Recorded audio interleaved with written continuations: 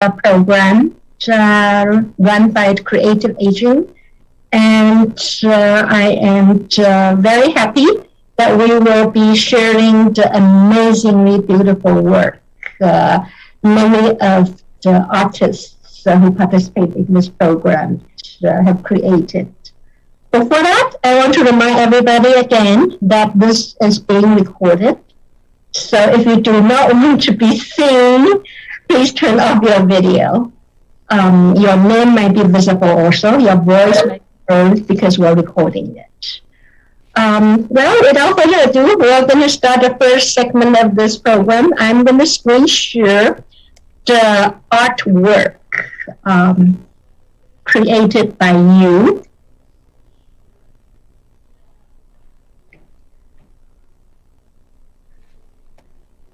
Youngla, I know your voice is very muffled. Is there something wrong with the audio?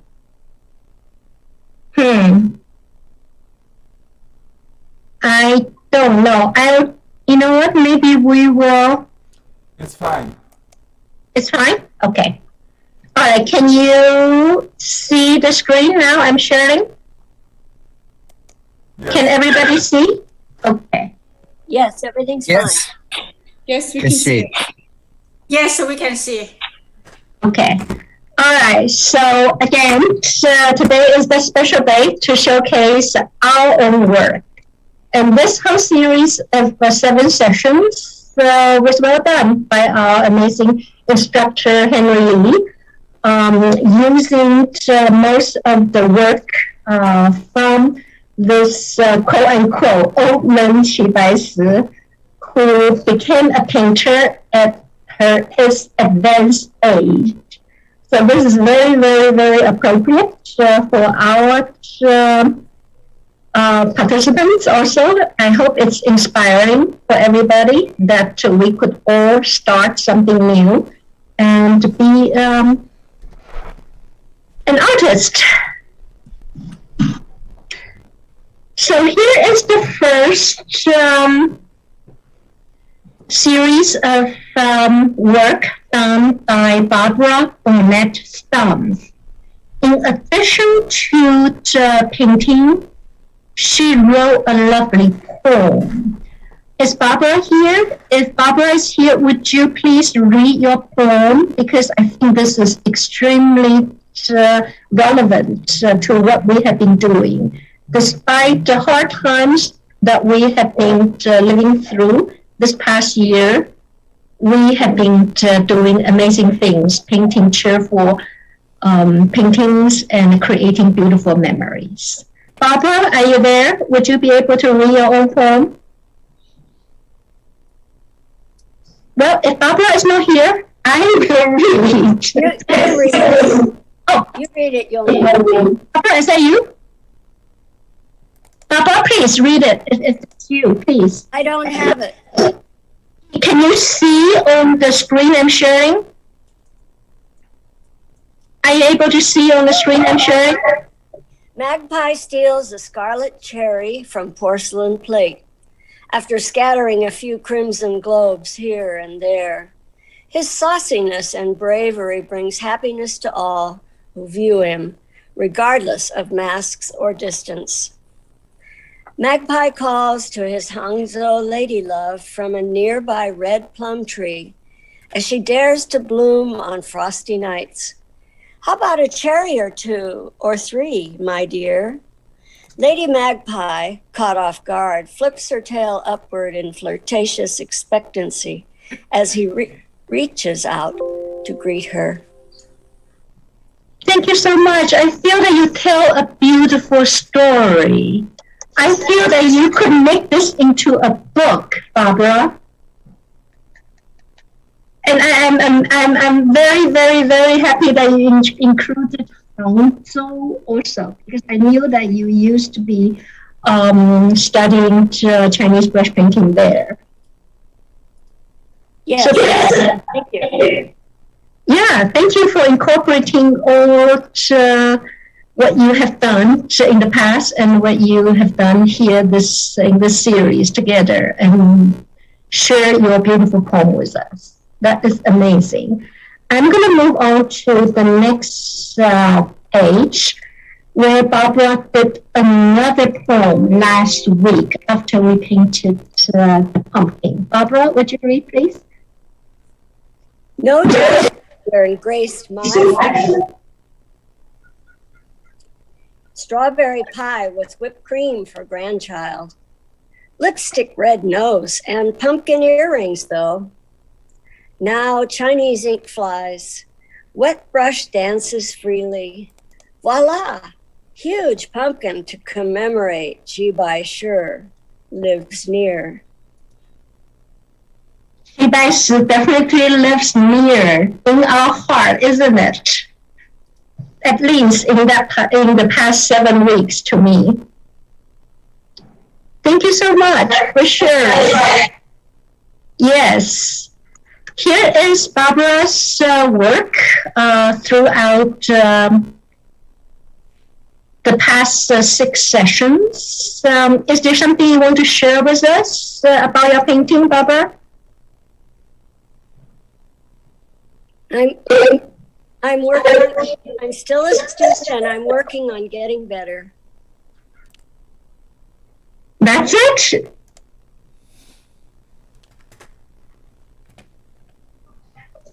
Thank you. I think these are amazing paintings. What do you think, Henry?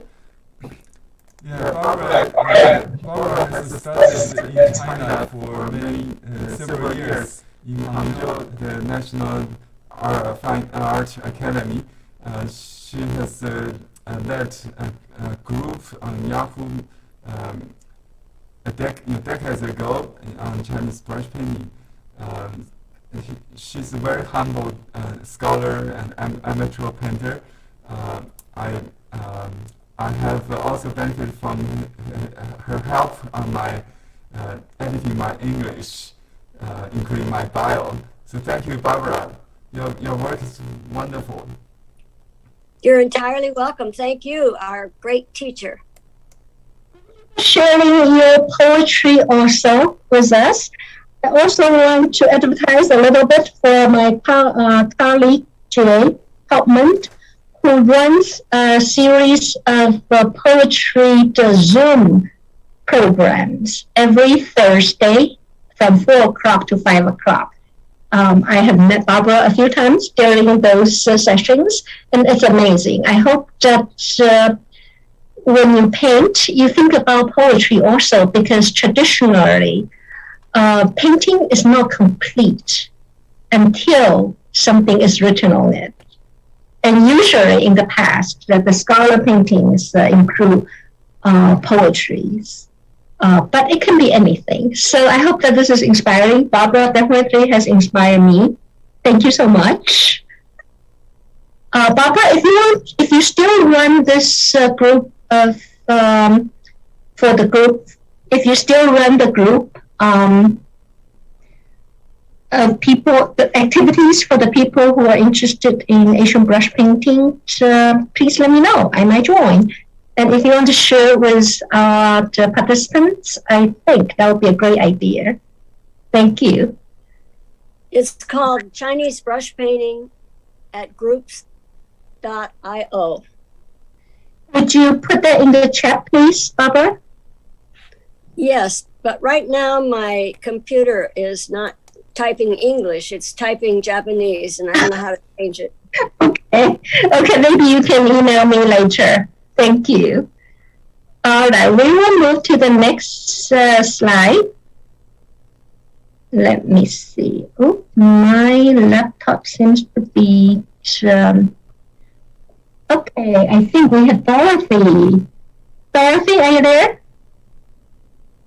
Would you unmute yourself? Yeah, you're right. Hi, Dorothy. Hi. I don't remember sending these, but thank you for really? Were these yours? I could have made the mistake, putting someone else's work. These are your work, right? I guess those are mine if they came in the email from me. I see Dorothy's name, October 2021, under the bowl of cherries. Well, I don't have a very good grasp of Chinese or any Asian language, so I just went with English. But I do remember painting the messy one. Those are my finger marks. I had so much fun doing that. I don't know. It brings the child out in me. And that's kind of fun to do, to go visit who I was when I was 5. Yes, you're talking about this one, right? Yes. The yes. one on the lower. Wow, your fingerprints, they're so round. That's amazing. I like that. I like the fact that there are so many of the cherries outside of the bowl. And I also like the cherries in the bowl that has different shades of red. Also, they look very juicy to me. Yeah, that's a better picture, the middle one. But my memory of eating cherries goes way, way, way, way back. That was always and still is my very favorite fruit to eat. Yes, the cherries are in Washington State. I don't know where you come from, but the cherries are Washington State, Portland, Oregon area, amazing. I think Michigan is where I live in Minnesota, and we get them from all over. But Michigan is another place where cherries are a Oh, yeah. Oh, okay. So maybe they like to grow in cold weather. Maybe is that it? Yeah, I suppose. Well, yeah. When do they come in June, May and June? So, yeah, they start to come out early. Great. Next time when I eat cherry, when I see cherry, I'll remember this. I will remember the good memories when we paint it, when we hear the song, "Life is just a bowl of cherries." Right? Yes, seriously, this tune is in my brain at least for the past 2 months. Thank you, Henry, for telling us that story and for sharing music with us. Because painting is, I feel that it's a sensory kind of fun thing. When you paint with music on, it adds a lot. And when you paint with your finger, it brings back even more good memory and fun. Thank you very much, Dorothy, for sharing. Okay, who is next? I have to manage. I'm sorry, I'm not an expert of doing this, but I will try. Aha! This is an amazing year where we move everything from indoor programming in the library within the 4 walls of each branch library to the whole entire world from the internet. And we experience internet coming in, coming out, dropping, and doing all kinds of fun things. And here is one experience our participant Lena experienced last week. And she immediately came up with a poem in Chinese. And she was very kind to translate it into pinyin so that people could read the Chinese characters. And we managed to translate it into English, taking some liberty in the feelings that Lena was trying to capture. Lena, are you there? Lena? Yes. Would you read your poem and share with us what your feelings were taking this class? Oh, okay. So, my Wi-Fi, I don't know, recently has a problem. So sometimes I'm on the class, they will suddenly drop off. So I was so worried, and but I keep doing, and finally they are reconnected. I finished. So the Chinese poem translated English is Wi-Fi dropped midst my painting. Smartphone came to the rescue, albeit feeling disturbed and anxious or something, anxious, complete endless wind the pumpkins joyfully. Okay, so I need more practice. That's Nina, it. Nina, I'm going to chip in. I remember last week's class on pumpkins. Henry taught us this particular painting where we show so many pumpkins and so many vines and so many leaves.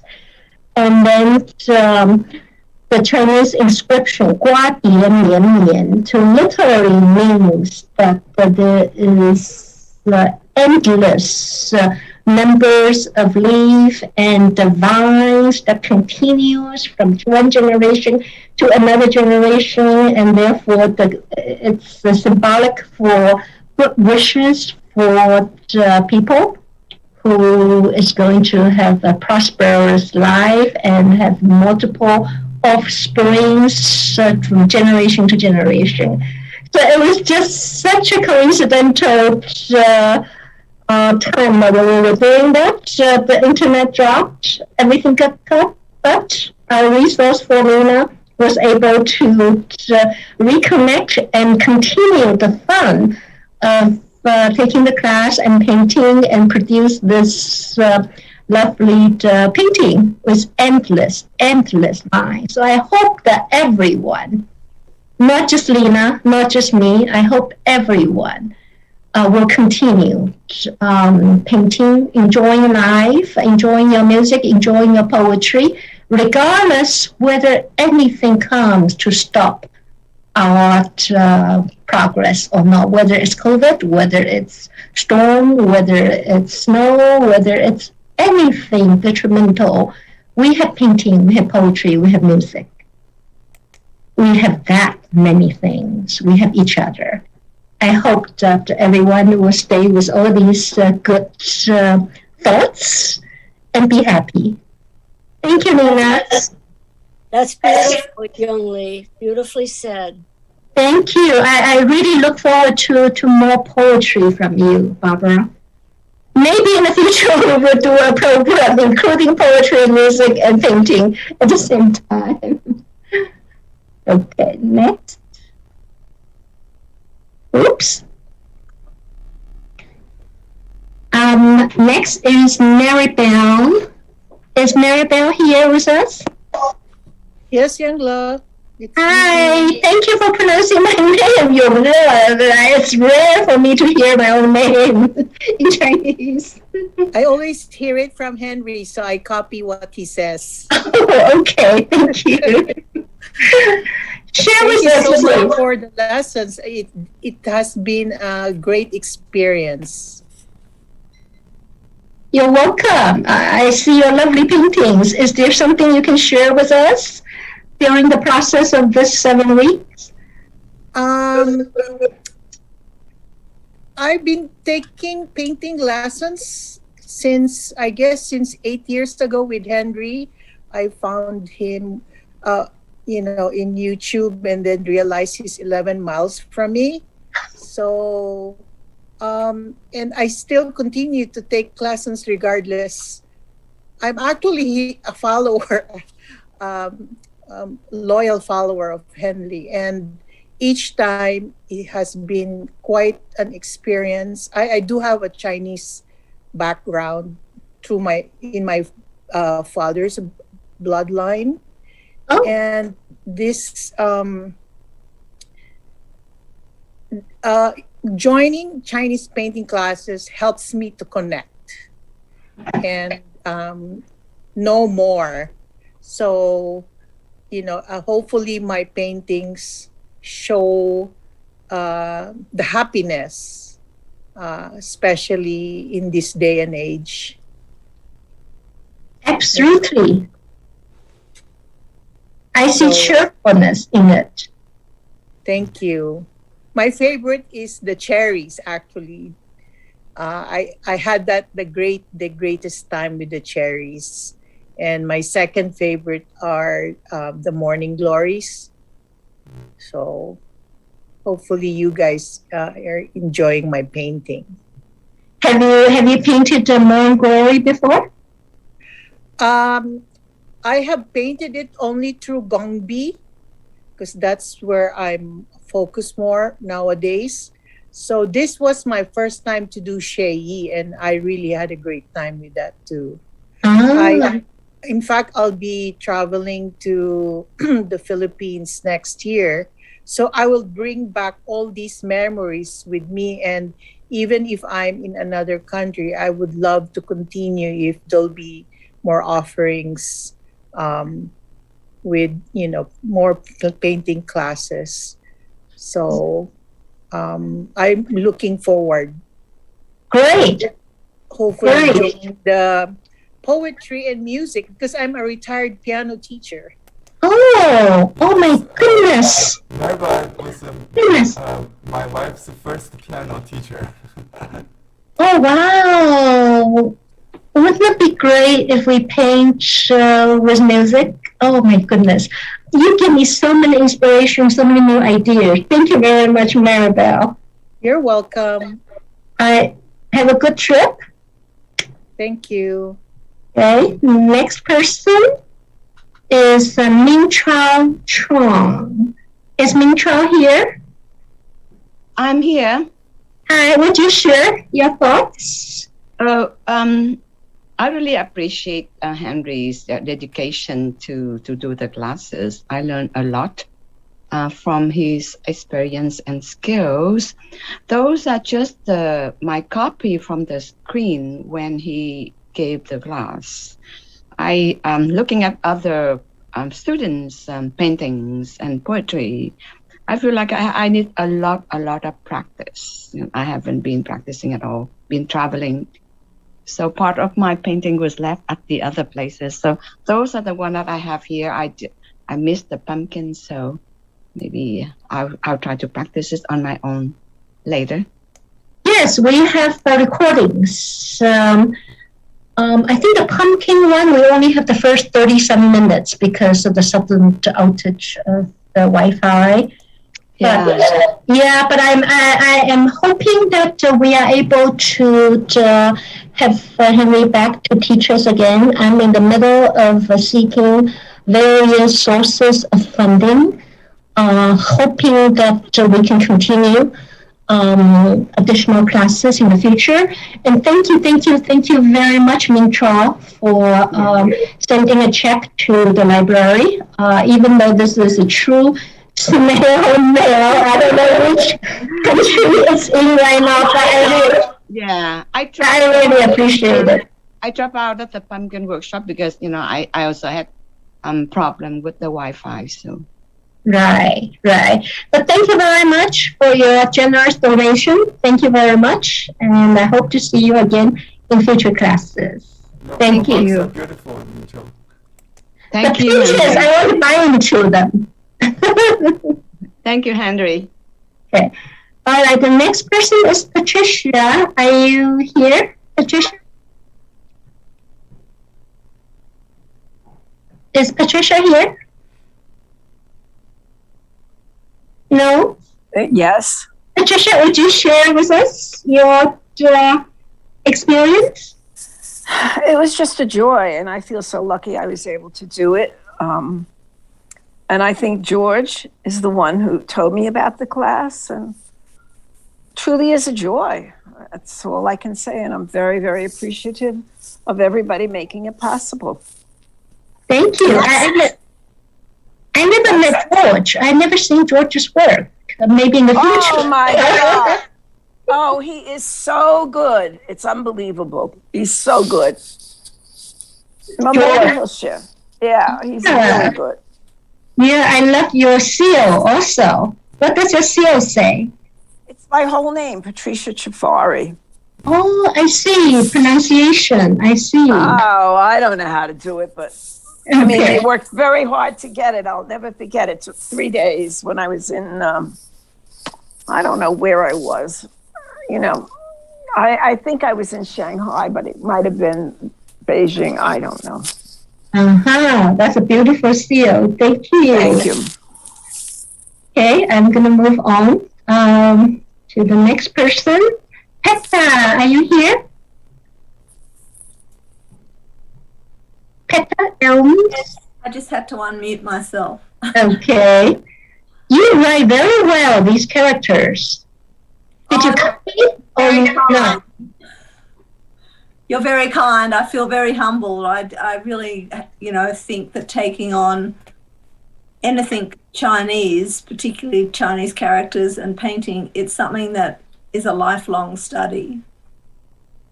Yes, it is. It is. Sometimes you produce good things and sometimes I produce things that aren't so good. It's very hard to write on rice paper. I personally have major difficulties writing on rice paper. I do use peach sap. I see. That's the one that sort of stops it from bleeding. It sells it, and I use that when I really have to take time. I'm not a fast Chinese writer, obviously. So I have to take my time. So I try to make the ink less absorbent when I'm writing. My little trick, which is not a good thing that I'll share, is to use a marker to write. That's not the right thing to do, but I was frustrated with writing, therefore I used the marker. Use what? A marker. Marker pen. Yes, a marker pen. Sorry, that was my cheating way of writing instead of using a brush, right? Because it's very, very hard to do calligraphy. So I appreciate the fact that you have beautiful writings here. Oh no, please, I'm a beginner. I love your pumpkin also. Yeah. I've been what? I love the pumpkins that you painted also. You're very kind. I'm quite humbled to be amongst this group of wonderful painters, and particularly the ones that can do poetry. I'm envious. I'd love to be able to do that. You can always start. Yeah, I think my forte is in not speaking. Okay, I know. Not easy to speak. To the next artist. Ping, are you here? Hi, Yuna. Hi, Hong Ping. 你好. 你好. Yeah. Yeah, I just learned a lot, especially learning from my mom's painting. I'm very happy. I always admire her and love to learn. And then I got a chance with Henry and with this Brooklyn Library class. Yeah, I'm happy with the class. Your mom must be very proud of you, Ping. Oh, thank you, Henry. Yeah, you bring my dream to true. Yes, and this is amazing. I was even thinking about one day. I don't know whether Ping is thinking about painting more paintings according to the book that you published for your mom's work. If you are, maybe one day we could do a mother-daughter exhibition at the Dyker Library. It's just a thought, no pressure. But if you want to, I feel that would not be a great thing to do, a mother-daughter art exhibition. Think about it. Think about it. Okay. And thank you, Ping, also for donating the large print of your mother's painting as part of the Cultural Past book display contest. And thank you, everyone, for voting for Dyker. I think it must be because of you who voted. Dyker received many votes, and Dyker is now in the final round. We are the finalists, waiting for a panel of juries to decide whether we will win the contest. So thank you very much, Ping. Thank you for your support, and thank you every single person and your friends and family who voted for us online. Thank you so much. Okay, Rosemary, are you around? I am here. Yes, Rosemary, would you share your experience? Well, it was certainly a challenge. It was a challenge getting the paintings to you. But I love the class. I do plein air landscape oil painting, so this is a bit of a change, and I want to continue. I've been making note cards on watercolor paper and sending them to friends and family for birthdays and thank you notes. Incidentally, we're going to do a new class hopefully next year with mixed media, including watercolor and acrylic, maybe not oil. So all media will be explored. Yeah, the theme for the Cultural Past book display contest that Dyker entered is to feature watercolors of the East and the West. And some of the artists actually included both Western and Eastern watercolor painting methods to create their work. So I am really hoping that Henry could lead us down a journey using the techniques of traditional Asian brush painting and technique of the traditional Western watercolor painting to come up with the fusion painting. I'm truly looking forward to it. I'm still looking for funders, and if everything comes out right, I will definitely announce and email you, every one of you, for the new class if it becomes a reality. Thank you so much. Thank you. Shirley, are you here? Shirley, take beautiful pictures. I am amazed by how clean the background of the picture that you did. I don't know how you did it. Would you share with us, please? Because taking a good photo of painting is very enhancing to the quality of your painting. How did you do that? So your background is so white. I scanned my paintings, and then I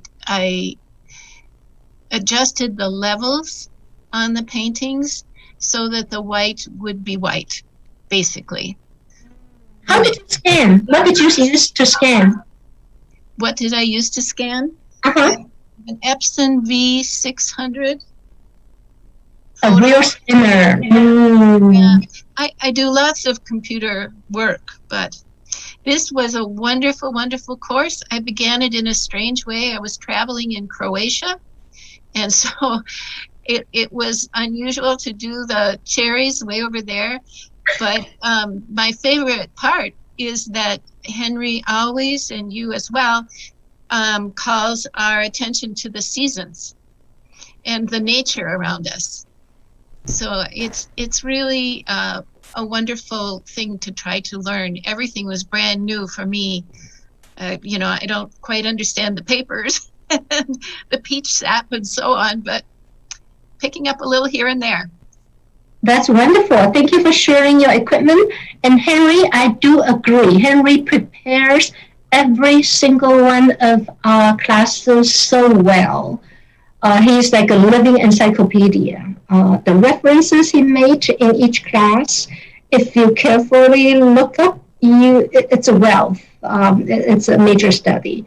Thank you very much, Henry, for bringing us to this wealthy knowledge of Asian brush painting. Thank you. Thank you for all this organization work and the background study. Thank you. It's my pleasure. It truly is my pleasure. Next is Sushi. Deng Sushi. Are you here? Yes. May I ask Shelley, what printer did she use for the scanning again? If you could please, Shelley, put the scanner in the chat, please. Sure. Thank you. Yes, Sushi. Yeah, I truly appreciated the few weeks. And what I most appreciate is that we had the chance to spend so much time on one master and to study in such great detail his different styles. And considering I just started for like 4 months ago, so the exposure to different styles of one master is really nice. And I love the theory and the history that Henry provides, and to truly educate us and to set the background for his works. Thank you very much. Hats off to Henry. And Sushin, I am curious, so did you paint other style before this? I have an architectural background, so I draw for a living. Oh, I see. But not Chinese ink. I see. So 4 months. Amazing. Yes. This is amazing. That is so beautiful. Thank you for sharing, and I hope to see you to your work in the future. Oh, guess who that is? This person did not paint every single thing. She only painted the cherries, the magpies, the morning glories, and the pumpkin. She didn't do the peach and what was the other one? The cabbage and the persimmons. Because somehow this person was handling too many things in her hand and didn't have time to do that. So that was her work. Good job, Julie. Good job. Thank you. All right, next. Zara, are you here? I am indeed. 你们好. 你好，你好，你好. I'd just like to say it's been a privilege. I think Baishi is one of my favorite artists, and I have always gone to YouTube to Henry Lee's material as a resource. So to do this live painting has been an absolute privilege, especially as we've sort of zoomed in, so to speak, on the nuance of Baishi's technique and his style. So yeah, it's been fabulous. I would have liked to have. My calligraphy is rubbish, so that was the one thing I wasn't able to follow Henry on live in the class because of we weren't close enough to the writing, and I'm not good enough to follow what he was doing there. But the painting itself, fabulous. Yes, thank you for the opportunity. I like your calligraphy. I can read your name, Zara. It's beautiful, well written, well practiced. It really is nice. It's not straight though. It's not straight. Straight. Purposely, people put their strokes in different angles and different ways. If everything is rectangle and straight, it might as well be a print. So it really is beautiful, Zara, your handwriting. And did you do it with the brush? Yes. Oh, you did it better than me, that's for sure. That is absolutely for sure. Thank you. I think Zara is the last one now. So I want to thank everybody again for participating. Thank you, our amazing teacher, Henry. And thank you for all the supporters and donors who make this program possible. Thank you, my colleagues at the Older Adults Service for Older Adults Department. And thank you for the New York Community Trust, as well as guidance from Lifetime Arts. Thank you very much. We will conclude this segment, and the next thing we should be doing is to spend a couple minutes doing a survey. I put the link of the survey in the chat.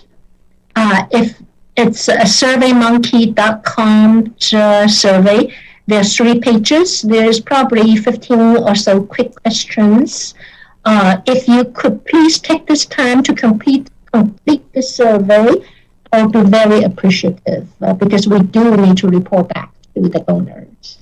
Thank you. And I will try to turn on music If I am successful, if I'm not, excuse me, I'm trying to play Life is Just a Bowl of Cherries.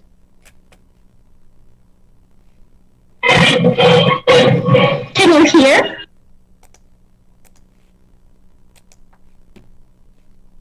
Yes, for a moment. You can hear? Yeah. Yeah, it was, but not now. Not now? Oh. So Henry, would you be able to share from your end? Sure. Henry, would you be able to share the music live? Thank you. Let's see how we do it. Okay. Just a moment.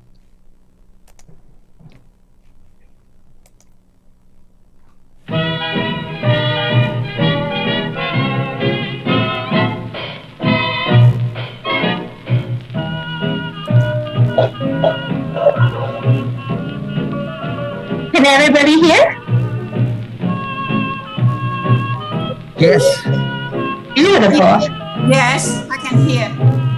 I'm also thinking of some kind of singing program because music, I think. I don't know if any one of you sing.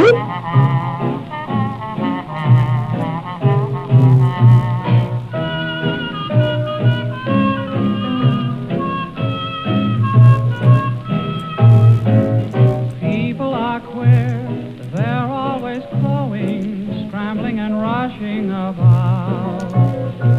Why don't they stop someday, address themselves this way?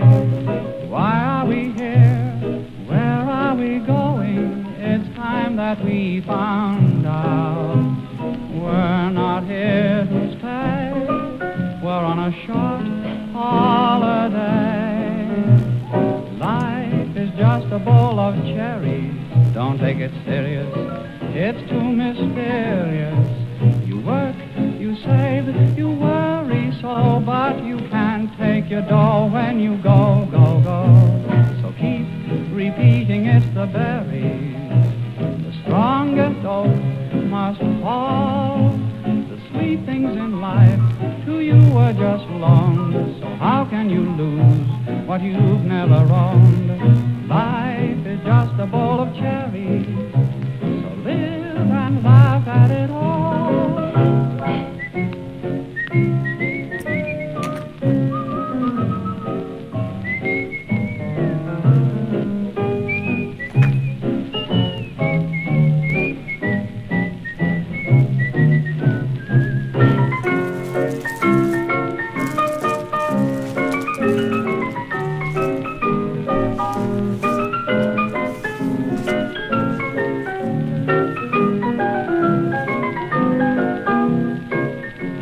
Of Willie Howard singing his chorus in the show. Life is just a bowl of cherries. Don't take it serious, it's too mysterious. At 8 each morning I have got a date to take my plunge around the Empire State. You'll admit it's not the berries in a building that's so tall.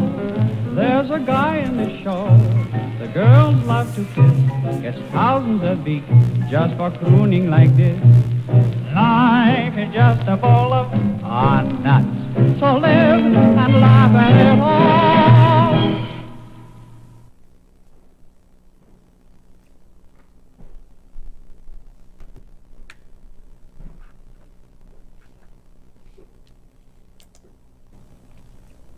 Okay, thank you very much for doing the survey and for supporting our program. Henry is going to spend the last segment of today's session teaching us this particular painting. So here is Henry. Okay.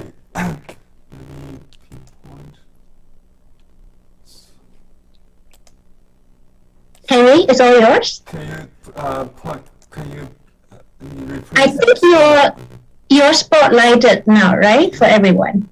Let me You need to have a little bit louder volume. Your volume is a little bit low. Okay, can you hear me now? Yes, maybe even louder would be even better. Okay. Let me mute everyone so there's no other thing. Okay. Today we're going to do pea stuff with lotus. As you read in the handout, this is the last, the most favorite subject matter that the Master Qi did and taught his student to do after his 90th birthday. So in the early 50s, he did many doves and lotus or other flowers to symbolize his wish for peace, the word peace.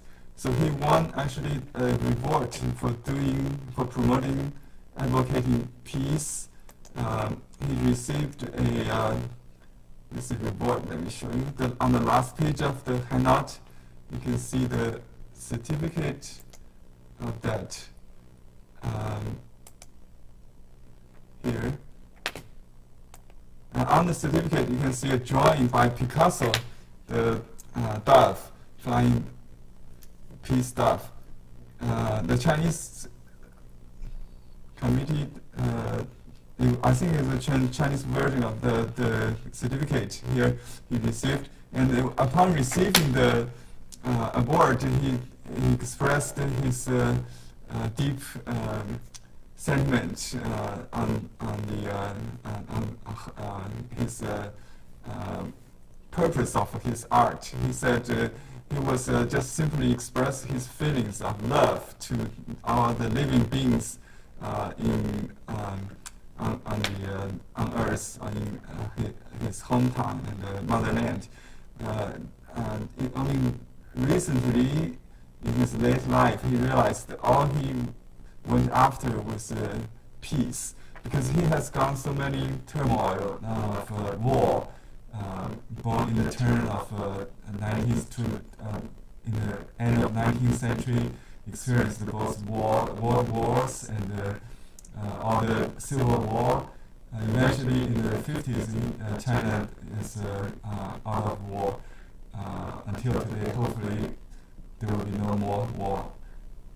Okay, then he paints and writes with his wish. Said, like this one, he says, wish everybody in the world like this bird, meaning peace, dove. Okay, so let's see. He played with words.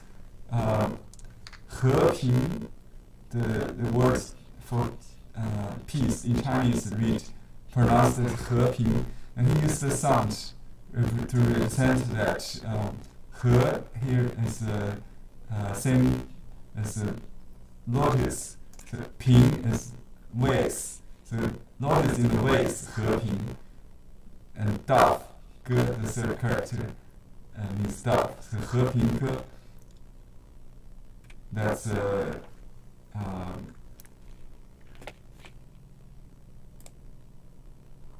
yeah, he also write 和平鸽 here. So 和平鸽. So 和平鸽 is the title of this design he made as a peace symbol. And it was the year of dragon. So when Lady Guo Xiuyi did this waist comes with a dragon decoration on top. Or you can simplify that. Right. That was 1952, the year of dragon. Okay. So to paint the dove, let me show you. We need to draw a grid. Okay. For example. Okay, this one, I will put a square later on my imagine it could be imaginative. You can use the charcoal if you want. So this is like the maximum, the height, the width, right? And then you divide that by half vertically and horizontally. And actually, I'm not doing a good work here, but roughly you divide it into 1, 2, 3, 4, 1, 2, 3, 4, 4 or 5 would be. Let me just do 4. So if you divide 5, you will repeat 5. So basically, yeah, 4 squares. So 16 squares, and then you put. You can count. The proportion is very important. So about 1 square is the head, and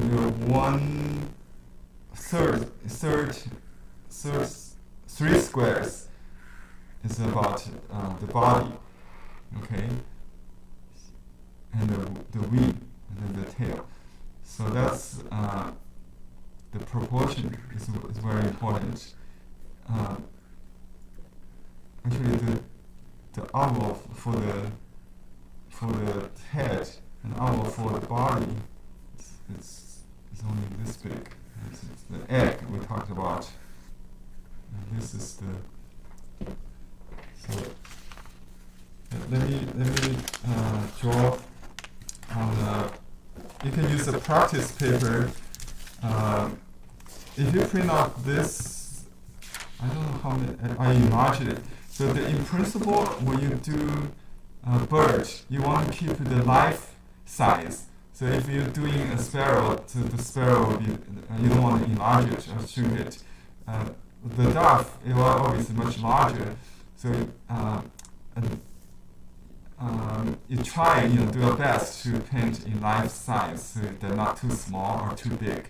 The life size, it could be a little smaller than life size, a little bigger, it's fine. So I'll use a little charcoal. So that's you first draw a rectangular shape, kind of, and then you divide horizontally, vertically, and then add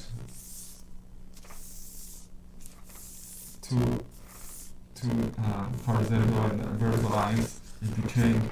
So you got a, it could be very light gray. This would be an underpainting. You put underneath the final work. So then you draw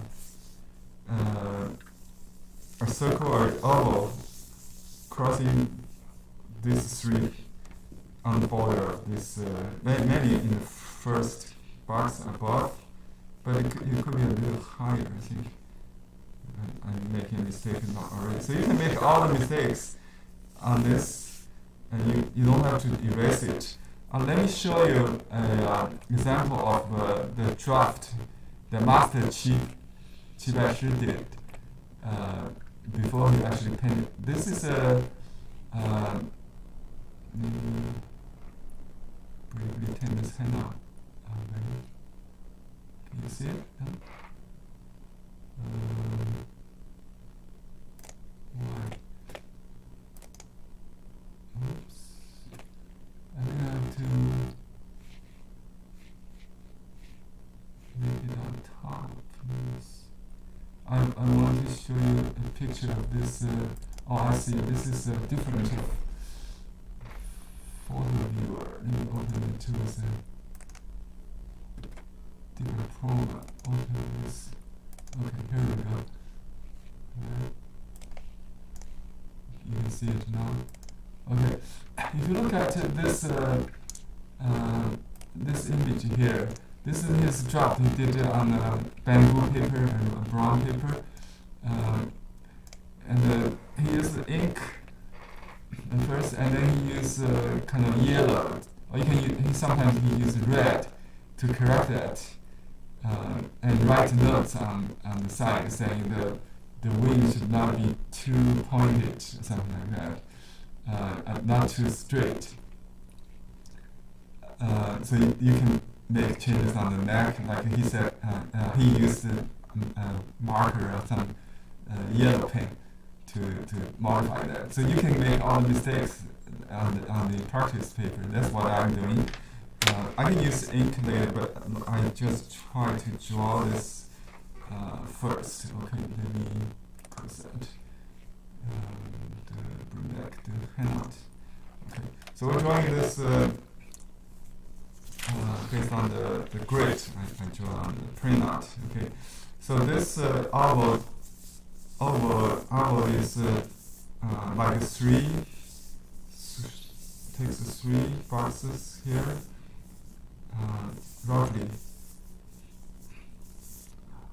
So two circles, and then you connect them with a curve for the neck, and then you draw the back and the wing butt, right? Or I call it shoulder. I don't know exactly what it's called. And then the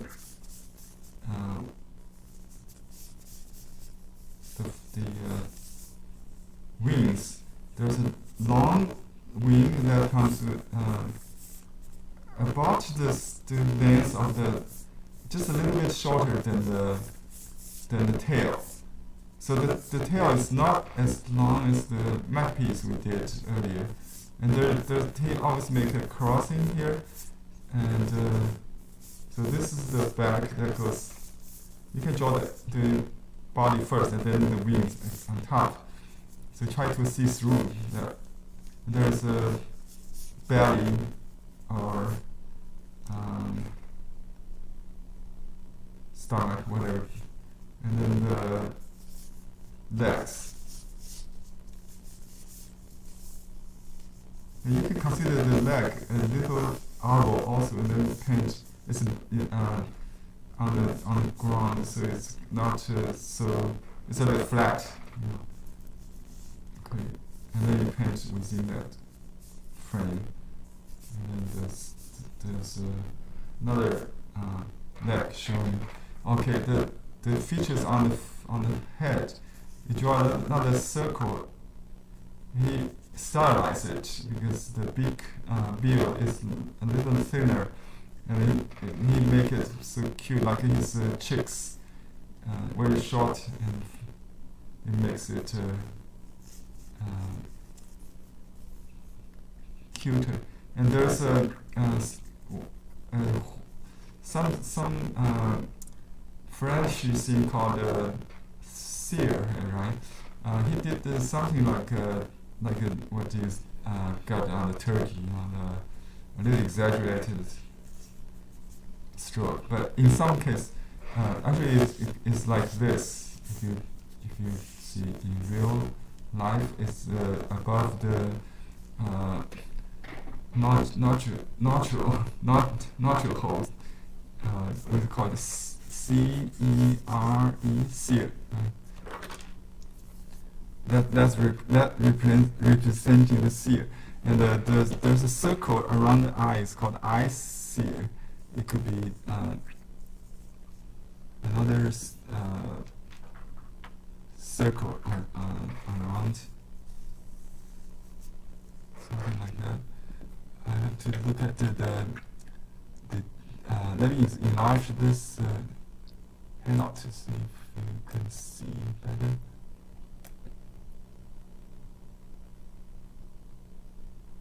Where is it? Okay, here. Can you see the pink circle outside? Actually, he make this is the relationship. The kind of the beak is moved under the eye, kind of very calm look. Alright. But each painting could be varied. You can see some other variations. Like it could be very large pupil or iris. And this is the painting, a copy by Madame Guo. And you can see the eye sear around the eye, but she didn't do the natural sear. Yeah, we don't have to do that. So let's do another sketch based on this one, okay? And we don't have a large one, but the idea is the same. So you draw roughly a box, put it like a cage, a very small cage, so you cage it in with a box, which you can see. I put the bird in a rectangular box, and then you divide it into half and half, vertically, horizontally. Okay, and then you try to make it even.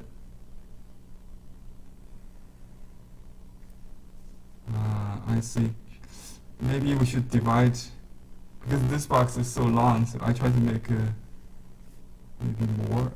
You know, it's really depend. I try to make square ones, so it's easy to count. So this one, 1, 2, 3, 4, 5, 6. The grid is really depending on the overall shape of the. So because they're in different angle, this one may be a little side views. This one's more. Like 3/4 view would be 4 or 5 boxes. This could be complete side view. It's 6 boxes. So the proportion may change. Actually, we should count like from here. This wing butt it's taking like half box. Anyway, so let's draw. And you don't have to draw the grid, because that just gives you a brief proportion. So you know the proportion. If you know the proportion, it's easier to draw. So you don't make a big head, you know. So the head is only like 1/5 or something, like 1/4 of the body, right? So if the body is like this, so if you divide, so the head is like this big, a little round box and a large round shape. You don't have to draw everything in the end, so, but if you want, you can draw every stroke like a guide, stroke guide. And for more experience, we have some more experience to sketch or drawing people. You don't have to draw everything. The proportion is more important, and look for some gesture lines. So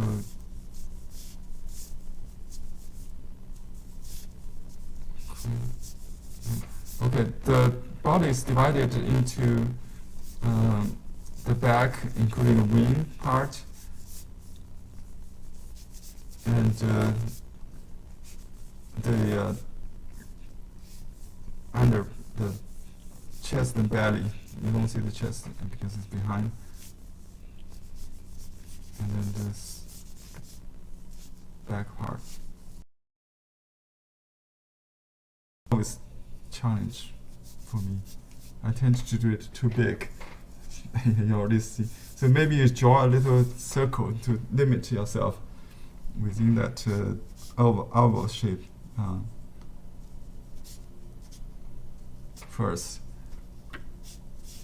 And you can make all the mistakes and then use thicker line to correct them if you need. Baishi has raised doves to study, so he counts like the tail. If it opened, it would be 12 or 11. I forgot, and the wings are 7. But you only do 5 here, right?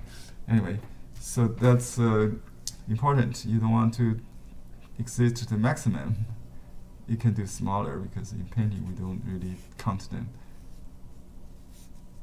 And then just add the small beak, big throat and neck. the proportion must be right to make the dove look a pigeon, if you want. And the crown is kind of round. The forehead is also is continued like a circle on the top. And you know, do you realize that these two actually about the same. The body is the same, so the direction of the neck could change.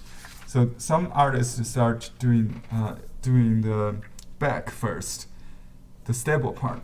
But Baishi might adopt the traditional ways to do the eye and the beak. It really depends. If you have already got the sketch, you can start from anywhere. And notice the diagonal. If you want to exaggerate that, you know. Okay. After you're doing this study, if you have a good memory, you don't have to use the reference under the painting, but you could. Baishi may ask his student to do that. So that's why you see Madame Guo's painting are so accurate, because she might have the template under it, under the painting, and then trace it. You don't have to trace; just leave it there and then as a reference. If you do this, you will be able to see. You just use a brush to draw the contour, confirm. You know, you can make all the mistakes, and then at this point, you want to actually this should be a little up. You can still change it. It can still make a mistake, because this is like a draft painting for me. So this eye is a little bit to the center. The beak, let me see. Beak is very close to the eye. You can draw another circle for the seer.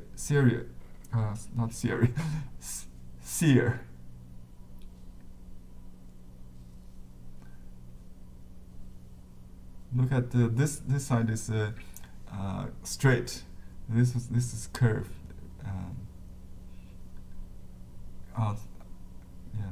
This throat and back stretched, and what do you call this? So usually when you paint the gesture, one side, the two sides never is symmetrical, right? So I want to just draw the contour at this point, the silhouette, right? Okay, the secondary, and then the primary feather goes up like that. So I want to, and look at this level here. It's about almost like eye level. So you want to make sure that that big feather goes up like that. Okay, and then very suggestively the other side. Just notice this crossing and use different tones. You can write notes like a master did. You know, you can write this is darker, this is lighter, using marker pen or pencil to note that. And then the tail, 3 strokes, 2 overlapping on top maybe, and then split. So that's, you can draw it like that. Just use the side of the brush at the slant position and just press down. You got that, right? And then this lower body, pretty fat, the dove, right? And then notice the gravity point. So you want to make sure it's standing, not falling or flip. You know, I tried to paint the size correctly this time. Always, because I have a large feet, so tend to do everything with large. Okay, this is behind the chest, and there's a little bit chest under the wing.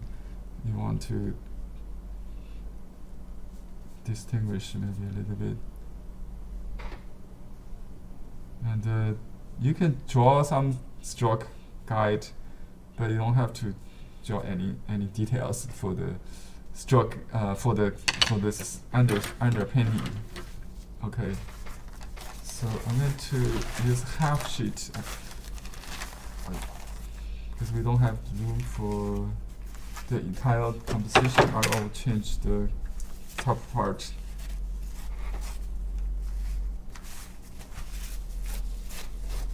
This is the unsized. He always use unsized paper, single shot, and I treated it with very thin laundry detergent liquid, like a 3 or 5% is enough to make it really smeary. So if you don't like smearing, you don't want to do this. For special effect, I taught a landscape class, and these are leftovers. I just use them, and so I can see the design here, right? And I use a light color, which is a mix of indigo, or you can use all the blues to get the gray. You can even use a little bit red, like rouge, mixed with water, and the better you can use gouache.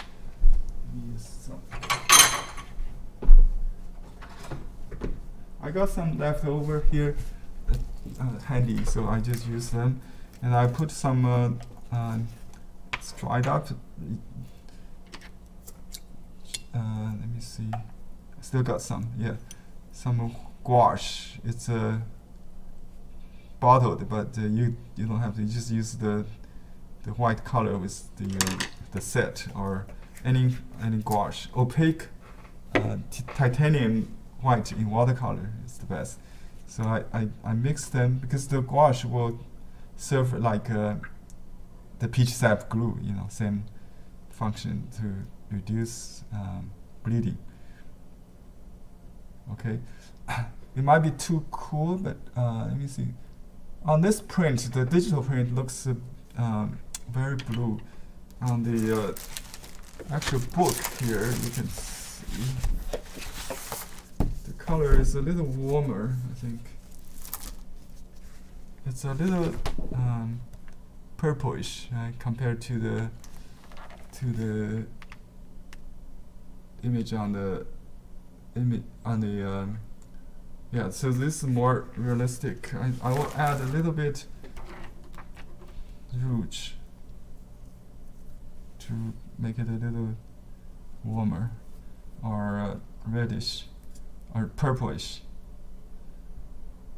Oops. Here we go. Just put on top. You don't want to make it pink though. So just add a little bit to warm it up a little bit. It's too much. Because this bird is quite large, so maybe I should use a larger brush. This is the mixed hair brush.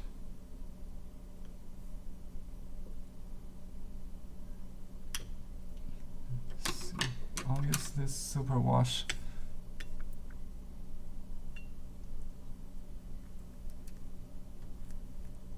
A soft hair brush is usually the brown. I mean not the brown one, the white one.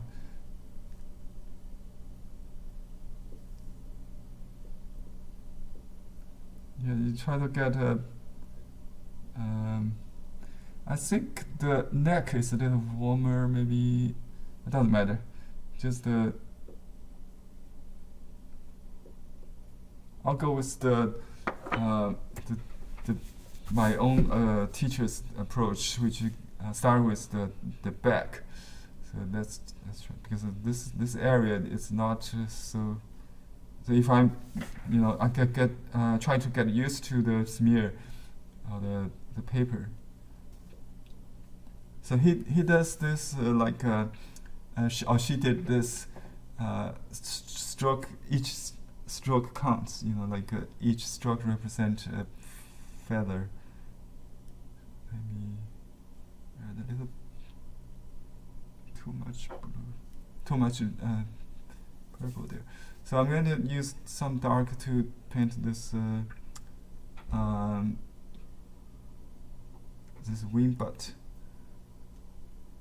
You can draw the line, but you have to indicate the bone structure here.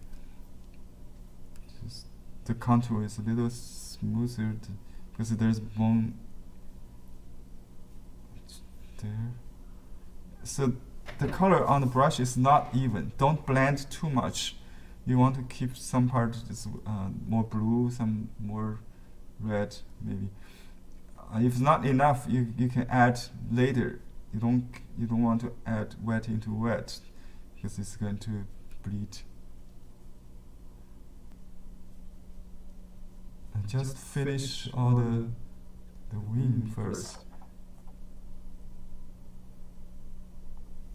I think what's in the front is more is darker, right? So I add a little darker blue, which is phthalo, I think, and some mineral blue, which is 393 plus phthalo. It says 451. The secondary feather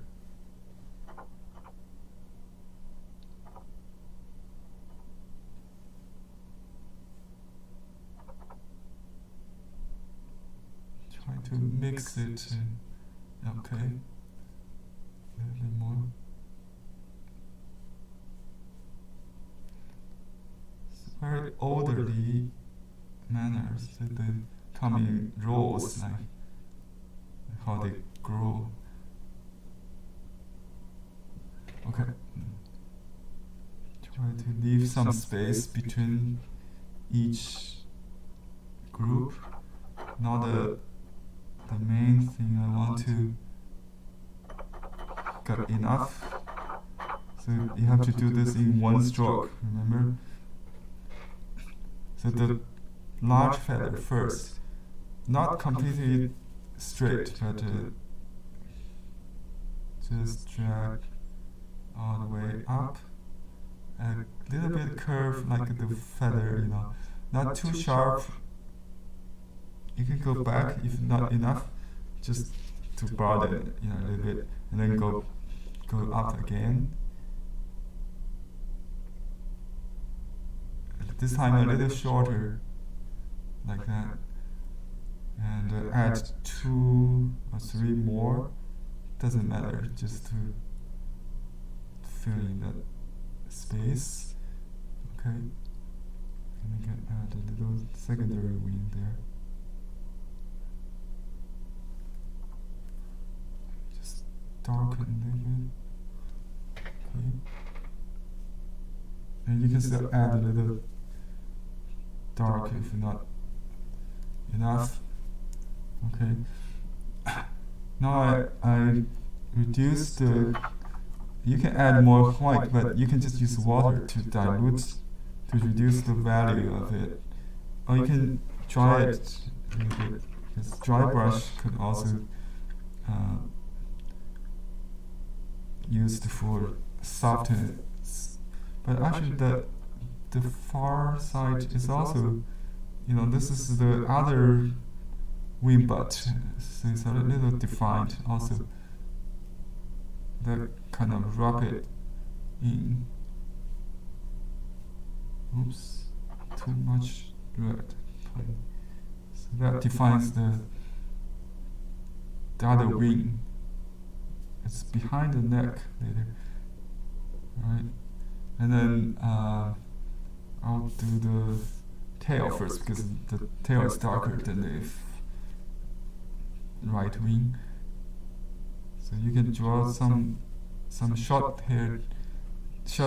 feather to prepare and reload with a dark, but not too dark. I think it's relatively lighter than the wing on top, because the wing is the emphasis, the focal point. So just medium dark. And press using the brush and sudden stop. You can kind of kick back a little bit like that. And then another wing under. Notice the end is a little tightened here. But you want to leave a little white space between the body and the tail. So they're not. This part is not so too solid. Alright, you want to, and then a little split. Just one stroke, very calligraphic, and some. I'm really sorry to interrupt. Could you show the whole picture of the vase? A participant wants to know the proportion of the vase to the dough. Could you show the whole entire vase on your left-hand side? Oh, the vase. Oh, I see. They want to know the proportion. Yeah, I'm not going to copy this composition. Don't worry about that. Just put this. Let me see. Yeah, I can show you that. So just put this near the right side. Almost the entire width of this. This is about 13.5 wide. So 13, maybe 12, like a foot wide. Yeah. So that's the size of this the paper I'm using. Okay. And this is the. Thank you. Okay, this is the tail. Yeah, the waist we'll have to change it. We don't have room for the. I'm not going to do the scroll, the long scroll. So I'll use the painting next to it, something like this. You see. Okay. If you want to see the waist, don't worry about the waist. Just this bird. Thank you. Okay. Yeah, I tried to. This should be white or very pale, kind of purple. What do you call lavender or how do you describe that? Pigeon color. So very light, just like a wisteria kind of color. If you're familiar with how to make, but this has more opaque in it than the flower. So this tail has to be very loose, kind of lighter than the front tail. Just a diluted color there. So this one is in the front, and this goes to the back. Okay, and you can make up a little bit. Now I'm going to do the belly. So you can, because this part is a little shady, maybe we can use some dark here. You want to make dark against light. If the wing is dark, you can use light, just to make a distinction between the two, so you understand. People understand what they represent. Okay, I can use some more white maybe here to control the bleeding while I dilute it. So this, I call it thigh if you want. Okay, and then the back. near the. These are quite small strokes on the original, but notice that this line is not completely straight. So there are some ins and outs. Still have some variation in rhythm. Okay, and so you want to basically keep the back and the body in one tone, but because each stroke has some variation that create and also leaves a little unpainted white to separate strokes to give structure to the and you can have a little bit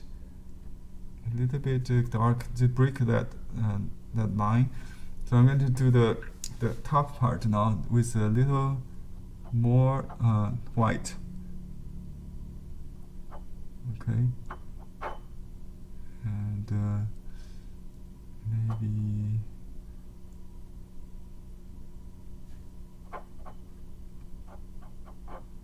a little bit. I'm thinking cooler. It looks like cooler. It doesn't. Yeah, less red maybe. So I'm going to draw this forehead and the crown. It's just one kind of half circle stroke around the eye. It goes down like that, right?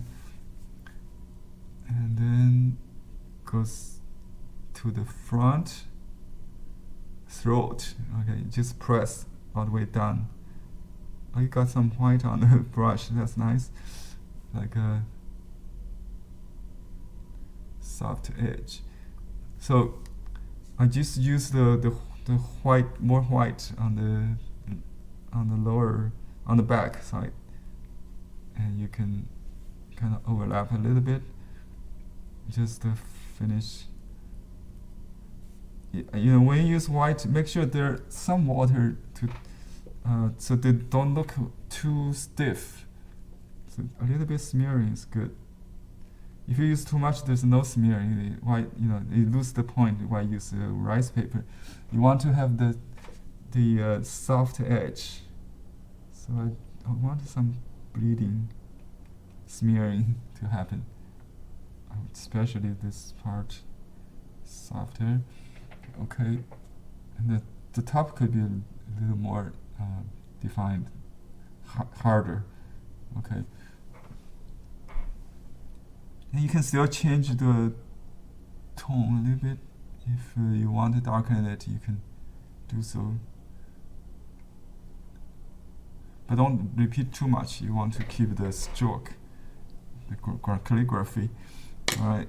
So I'm going to use the small stiff brush. You can use this little detail brush, small whistle brush we call it. Use pure ink to draw the features like eye and the bill.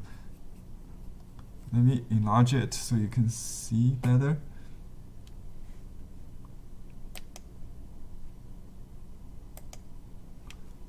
Okay. You dot the iris in the middle of the circle. You don't have to be very scientific, but make sure it's not going to bleed. That's why it's better to use a tissue, dry the brush bottom, including the handle. After you wet it, if there's water on the handle, and it tends to drip down so in the middle of the drawing. So you want to dry that. Just leave also dry the heel of the brush. So it's only a little bit ink, but not too dry, so you can draw a circle without stop. Yeah. And you can draw another circle, which is could be lost in the font. A little bit is around it. Yeah, just around the first one, and then draw the middle line of the beak first.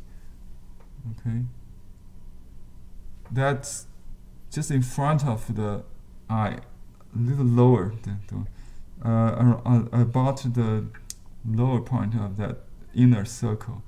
You draw a line, not too long, and then draw the upper beak, and then it's more straight, shorter, not short. Yeah, just weaker drawing. You can put a little nostril hole. So we can omit that sear if you want. In this case.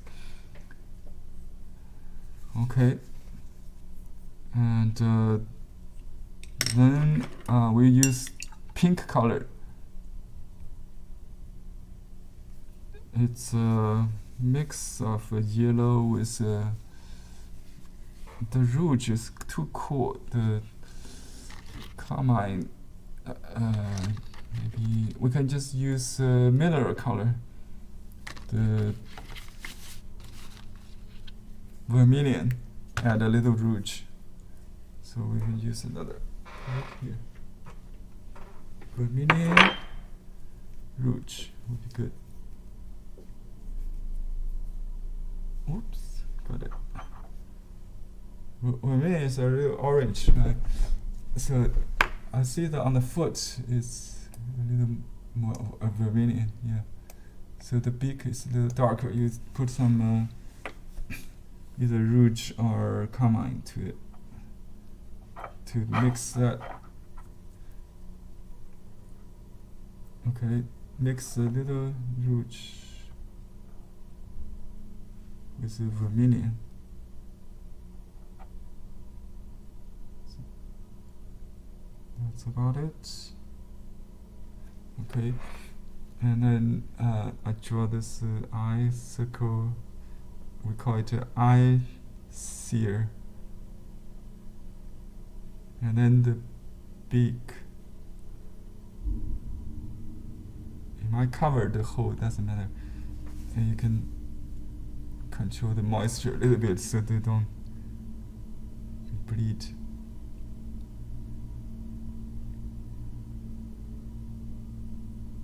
Just you can leave a little white, doesn't matter. Okay, now I use the direct method to draw the claws without outline. Only when we paint large claws like an eagle, we use the outline. On the small birds, we just draw directly. So you can do the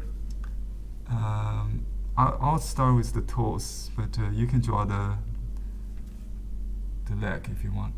I draw the toes first because it's darker. It looks like a. So I already have the template, so I'm pretty confident the size will be right this time. Not too large, not too small. And just do a thicker line for the leg. Okay. There could be a little smearing between the toes meat, so they are not just like a too stiff. And you can draw a little thumb toe. I don't know, and the nail you can dot with a darker. I'd already did it. You don't have to, but if you just take advantage of the tip of the brush, if you want, you can dot it a little bit, not too large, the nail. So this second claw is behind. That gives a perspective, like you see from top. Okay. Some white.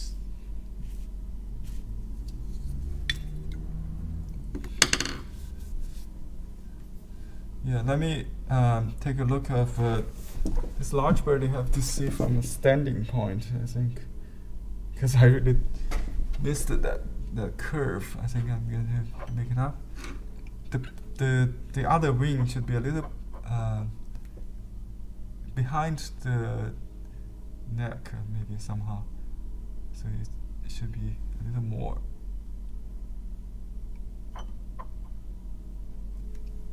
want to modify that a little bit, just add a little bit so it goes.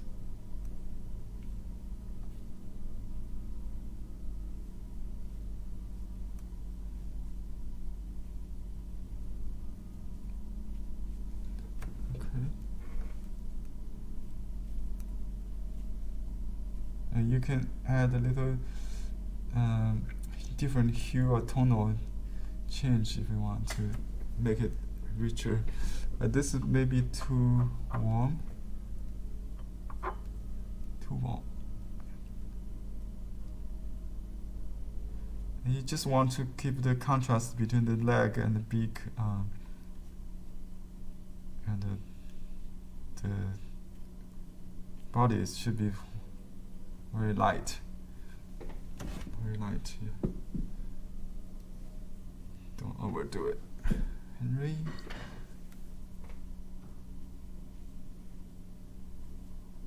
A little accent. I wish the loading is correct so it got all the variations you need in one stroke. That's the idea. Okay, anyway. So this is the dove.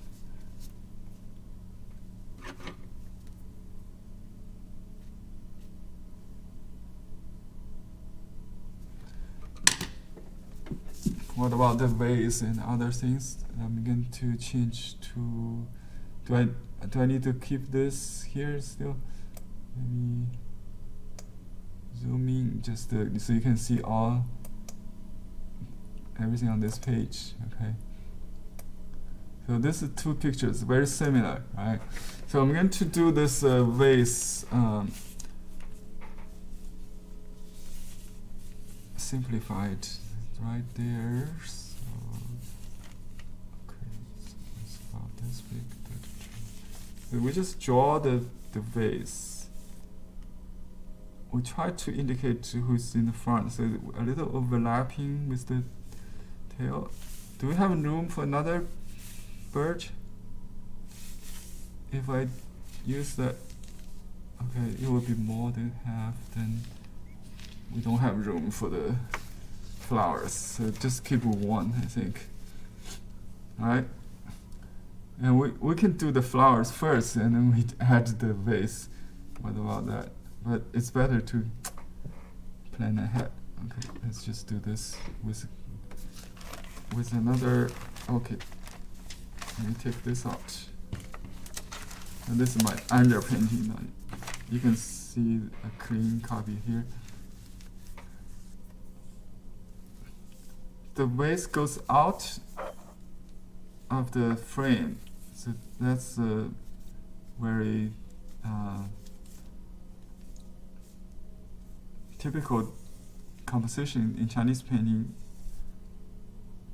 We take account of pictures outside. We call this vase on the left, on the right, a garlic shape, garlic vase. So with garlic.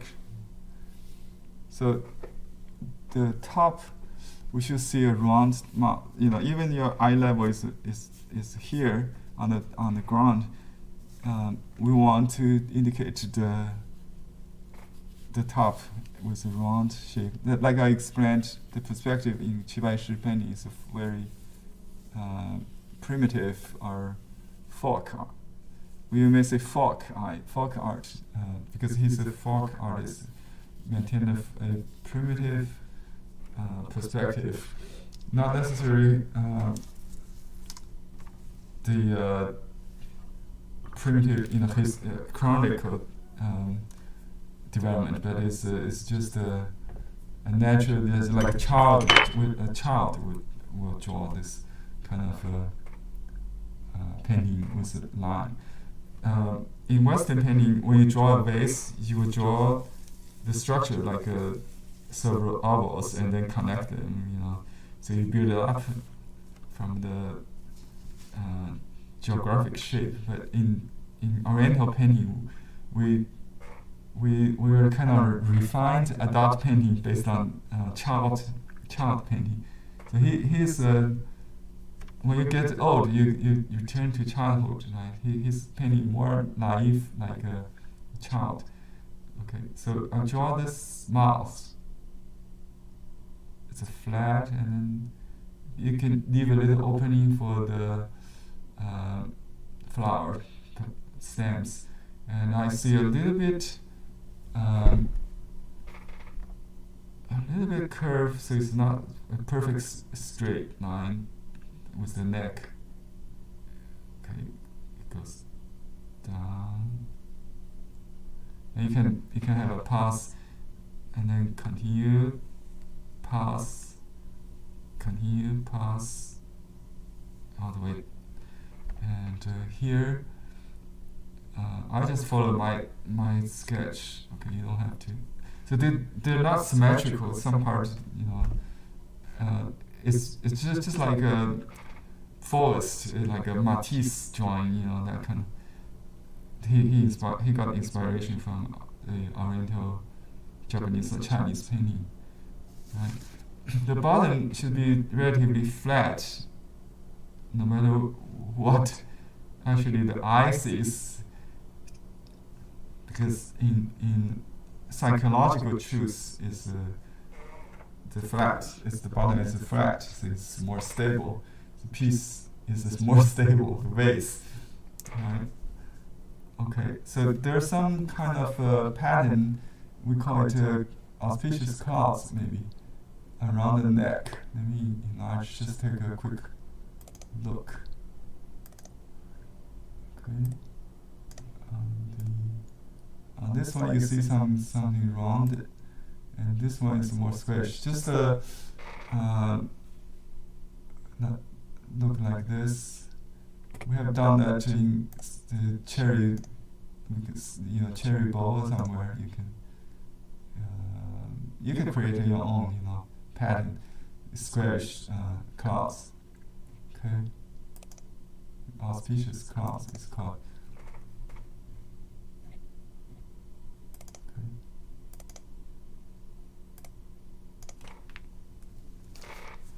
Okay, which can draw a line above and just the belt kind of, but you don't have to draw the belt under it. I think you just use the pattern.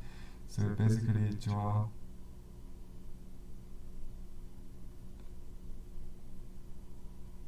a little square inside the big one, something like that. Whereas suggestively, the simplest the better. Just suggestively, you can draw a double line if you need.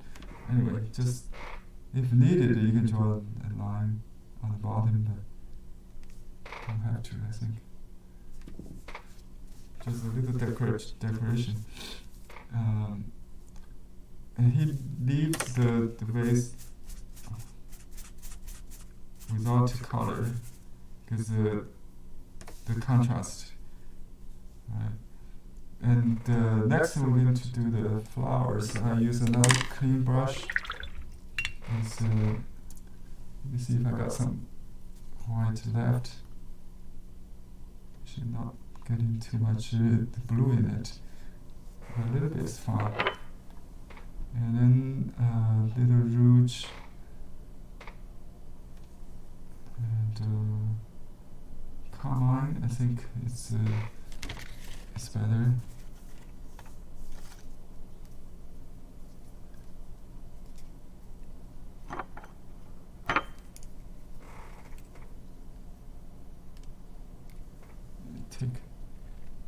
Pick.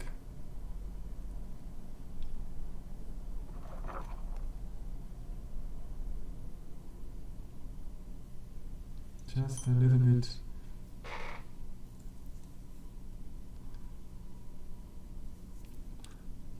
There are two flowers on the right. You can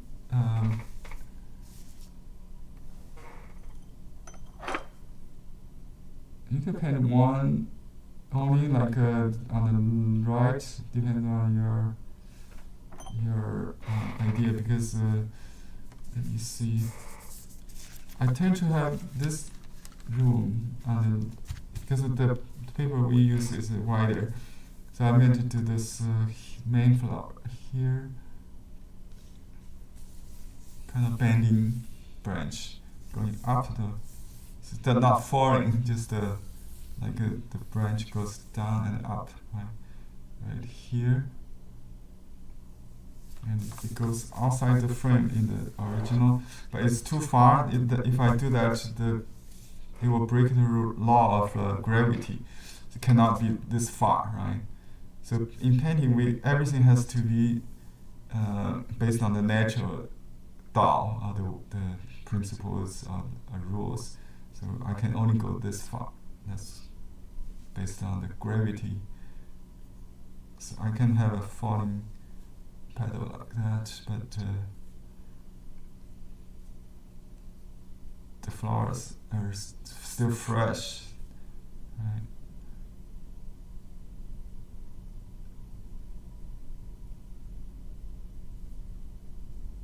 Okay.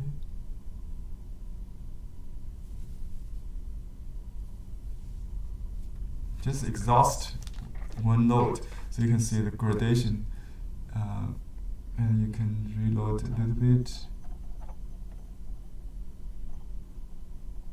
Still very dry. Okay, you have to read the original correctly. In the first, I thought it was another petal from this flower, but actually it's not. It's the right flower on the vase. So it combines the two. That's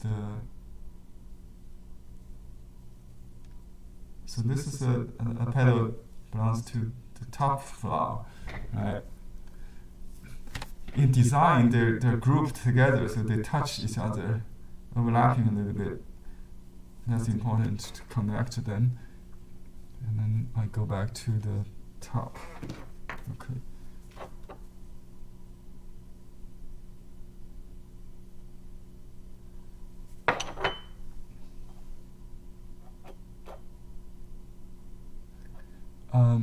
Maybe, okay, it's too late. I was thinking to have some bud. Anyway, so these two flowers kind of facing each other. I got some more orange, that's okay. I think it has orange in it.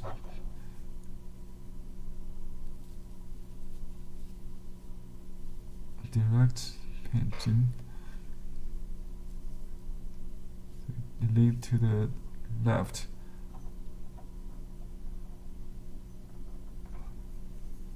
Yeah, the flowers should talk to each other, right? So if you want to, if you turn to the other direction, it would look odd.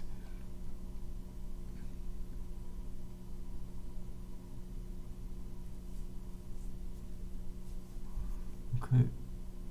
And there's some petals just to exhaust the brush. You get all the variation, and I have some room here to add the little lotus seed or something inside it later if it's on the right painting you can see a yellow lotus young seed there. Now I'm going to do the stem in green. There's no leaves on this one, just a flower. So we need a little yellow. Just call it orange yellow here.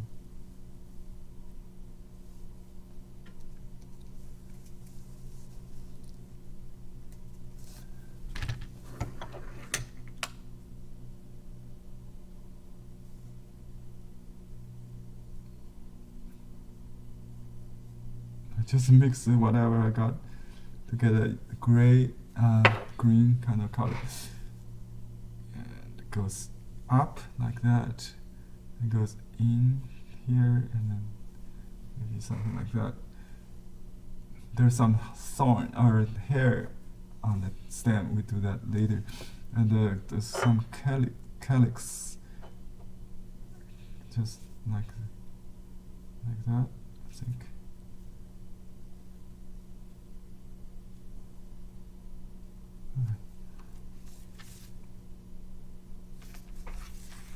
That's it.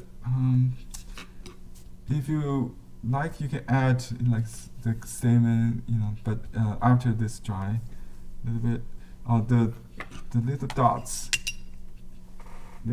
on the stem, you can use dark gray ink dry brush, point it, and then just dot with the rhythm. Not too even, not too.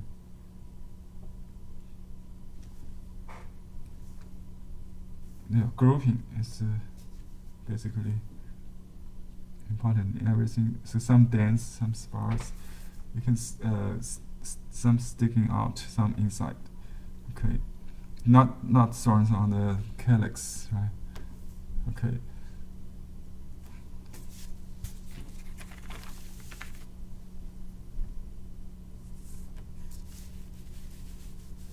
Now we can write the 3 characters in seal script, or just write a regular script. Let me just copy this. Maybe you can find in the handout if you want. So the first 3 characters. The other characters are the inscriptions are for the the person who receive it. Okay. Recipient's name. So I'm going to just write the title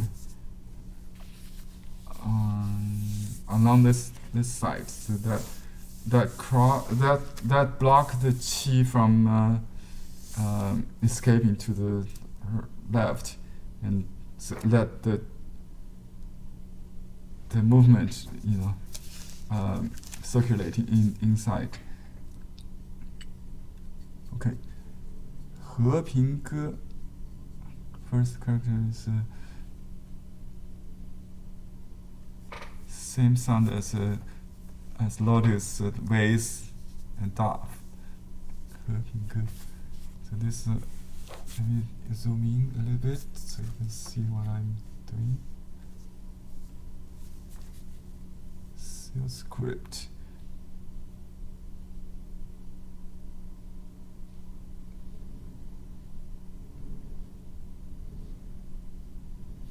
This is the radical of like a 和 we call it like a grain radical. This is the phonetic part. This is the mouse. 和 Let's go a little longer. 平 means leveled.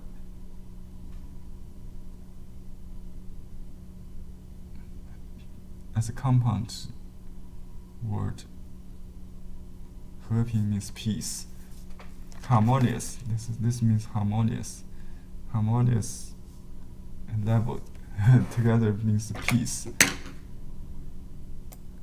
歌 it has this pronunciation part, and then the bird's radical on the right.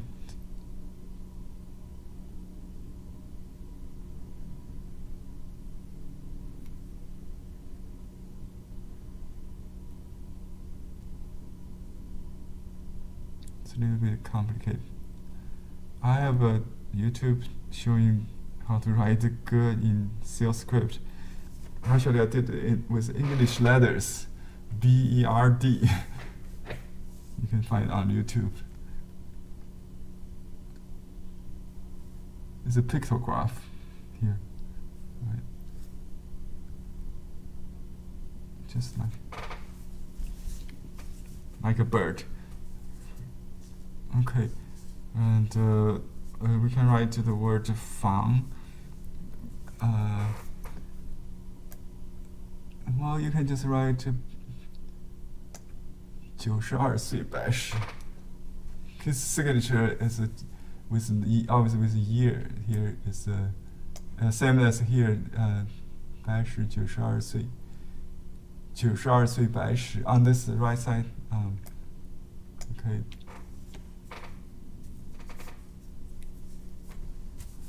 So let me just write, because everybody tend to copy his signature, including the edge, as just for fun, I think. So I'm doing the same, and you see a lot of I would say copy of fake art on with all the years of like a 92 FH. I wish when I got 92 I can use these words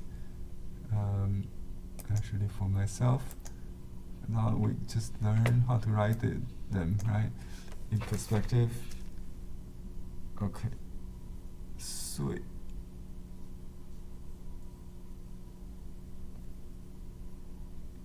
His writing is almost like his carving style. Very powerful. He was a carpenter. Okay. 白 means white. His name, white stone. So if you are a collector, don't trust the signature. Everybody can do this, right? And then even the seal, they can use a computer program to copy, to reproduce. So, but you can still tell, from the brushwork, the original and the copy is very different. Just like seeing an opera. The voice of the actress very different with a different training. So you have to develop your own signature style. So nobody can copy it.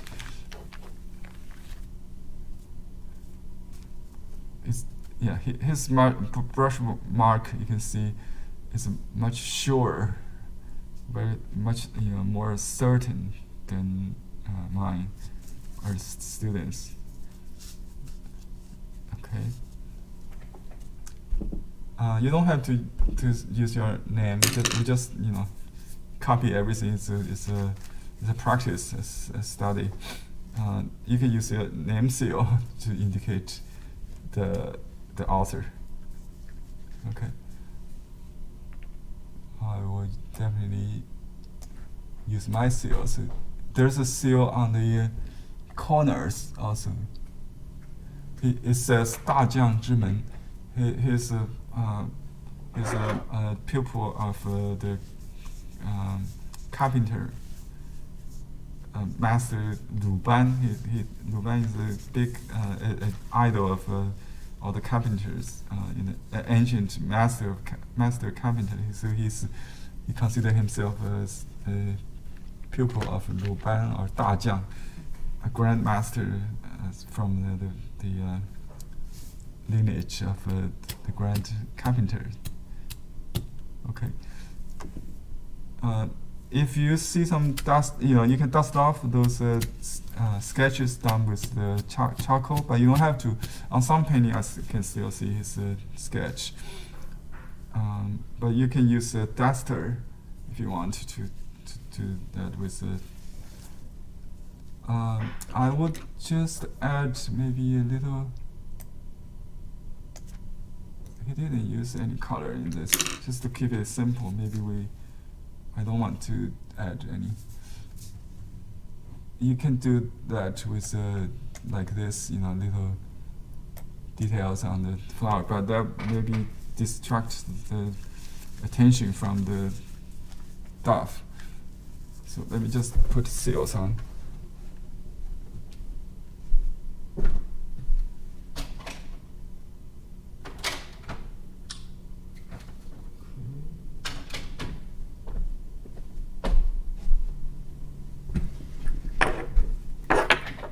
I have this seal done by a local master in Nanjing, after his style, Baishi style, in single cut. I like it very much. It looks like his seal, because the style is like a one-stroke cutting. Let me see. He would put the seal right above. Well, it's a little bit tight.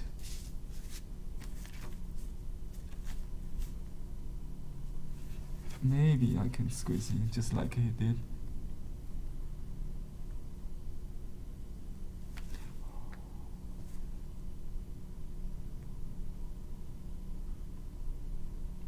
Okay, I just put under this character. Make sure the orientation is right. I almost made a mistake. Okay. That should be on the same line as the characters. Okay. There is a lot. You can see the whole thing now. That completes our last lesson. Let me see. I think we don't have time to. Do we have extra half hour today? Henry, if you want to continue, I am here. Okay. Let me see if there are any questions and any work from students. We could do a group if anybody want to show their work. And if you want to spend another 30 minutes to do something, please go ahead, Henry. Thank you so much for your generous gesture. I know that we couldn't do enough of your teaching. Yeah. The color tends to fade away, so let me put some value back.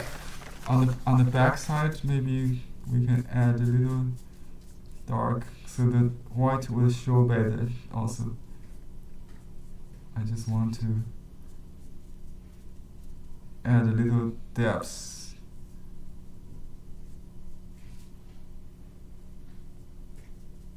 This is on the back of the paper. I try to enhance the hue a little bit. Doesn't show really. Then I have to glaze it. So there are various ways you can enhance. You can use a thin layer of transparent color to, like I want to warm up a little bit this white. I can do so. Just the very thin. Yeah, that changes the hue, the temperature of the white.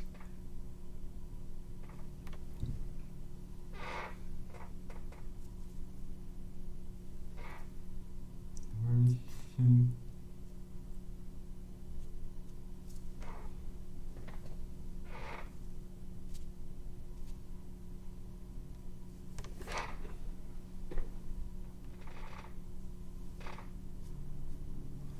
Okay, stop before overdoing.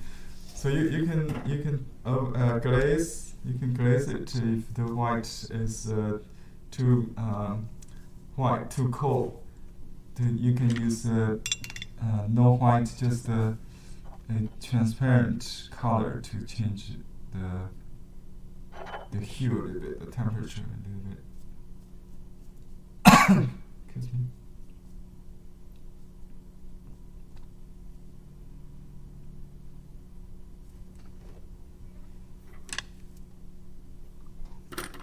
But don't lose all the white, the little unpainted pockets. That's very important to keep it, the chi unblocked. So there's a lot of white between the strokes. That's a characteristic of this kind of painting. 大写意 or great direct paint approach, great freestyle. Let me see if any. Let me do a quick review. Okay, I see Michelle. Okay, okay, very good, Pigeon. The little space under the wing somewhere is missing a little bit, just a little on the near the between the tail, just a little dry brush above. Yeah, that little hole could be a little filled. The front wing should be the long one, so maybe darken that one as well. The short one is behind, so that the long feather, could be just on the body part, that could be a little darker. Meanwhile, filling that blank, you can thicken that maybe a little bit. The vase has a very large body, but that's okay. It's more stable and broken. Feels more sturdy. Very nice. Yeah, the neck could be a little longer next time, maybe. Just if you want to match the style of the bird and the things. But that's okay. It's you can maybe put a decorative on the body, around the neck. That could help. Yeah, the upper shoulder. You are right. Something around that in that area. The flower, the main flower is okay. The upper one is a little bit undefined. So you may add other little light ones, petals, something to fill up the space. Very good. I like the water control and everything. It's very good color. Yeah. Okay. Thank you. Let me see others. Thank you for holding that. Okay. Zoom user. Barbara, let me see yours. Spotlight. Barbara, good. I like the ink. So you got a large and a small. Is that perspective in your mind? Usually we keep it the same size. It look like baby and adult. You unmute yourself if you want.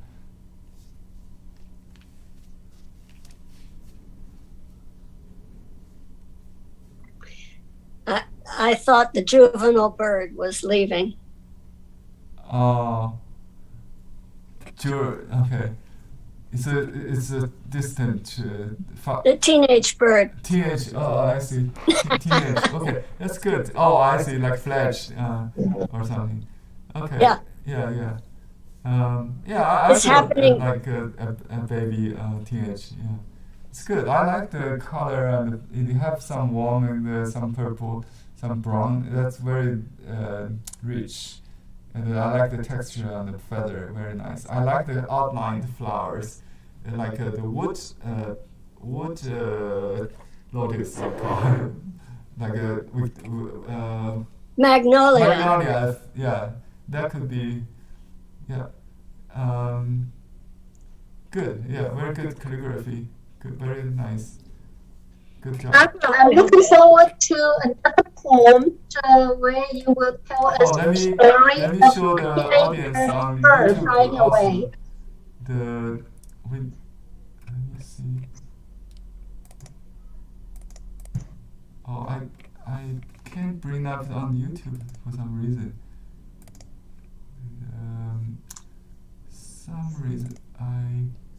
I don't know what happened. The YouTube viewer will not be able to see the critique, but it's private though. Anyway, so don't worry about showing your face. It's not on YouTube, but I can still do this here privately within our group. All right, Claire. Very nice. I like the color, the blue. It's a beautiful blue. What the color you use? Is it watercolor or Chinese color? No, it's Chinese color, but I think it looks bluer than it really is, actually. Oh, I see. It's very transparent, this paper, and yellow light. You got the white in it, right? It's beautiful, yeah. I think your moisture control is wonderful. That's like it looks so fresh. Very nice. Well done. Thank you. everything good. Looks great. The calligraphy, beautiful. It's definitely.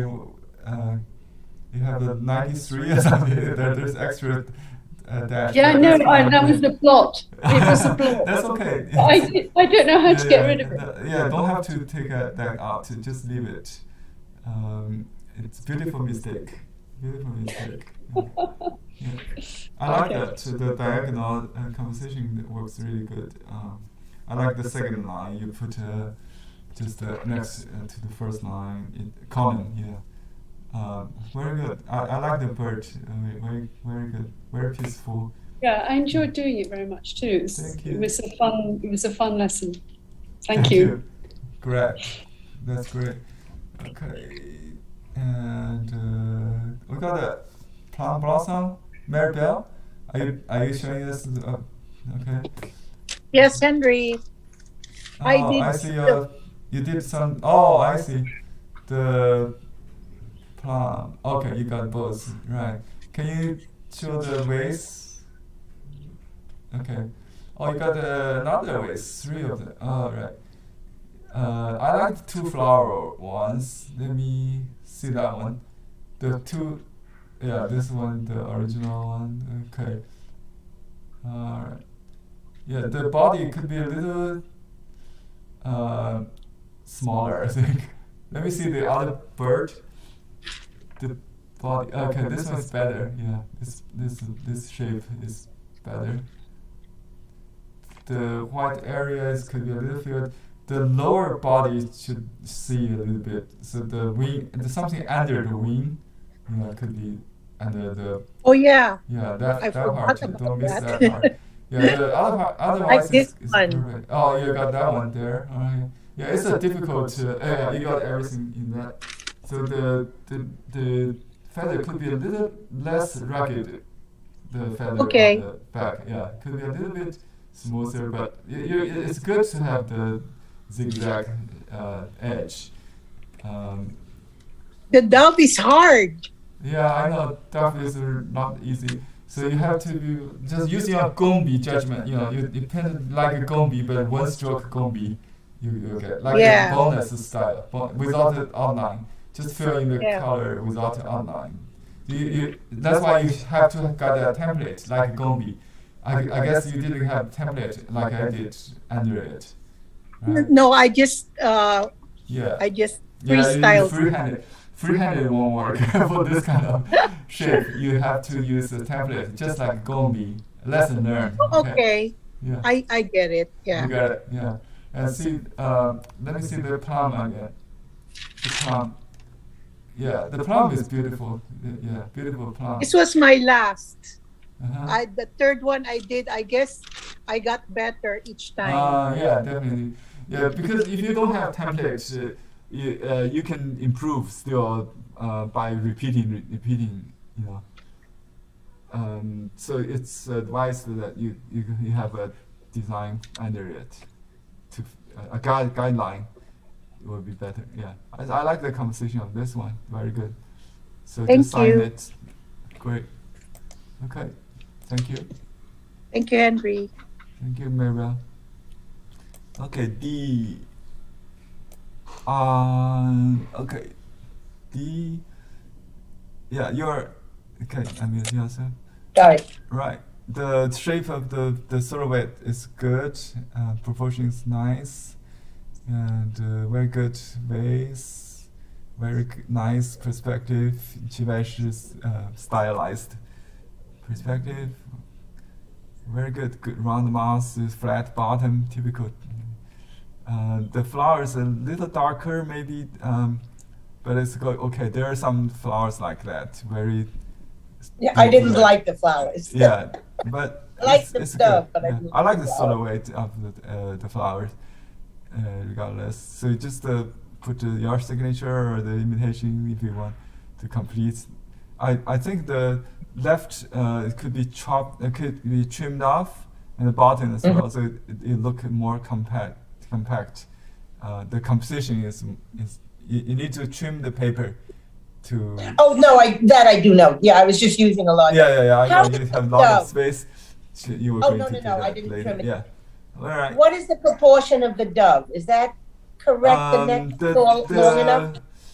It's right. The neck could be a little higher, maybe, but Yeah. it's okay. It's Next time, maybe the neck could be a little higher.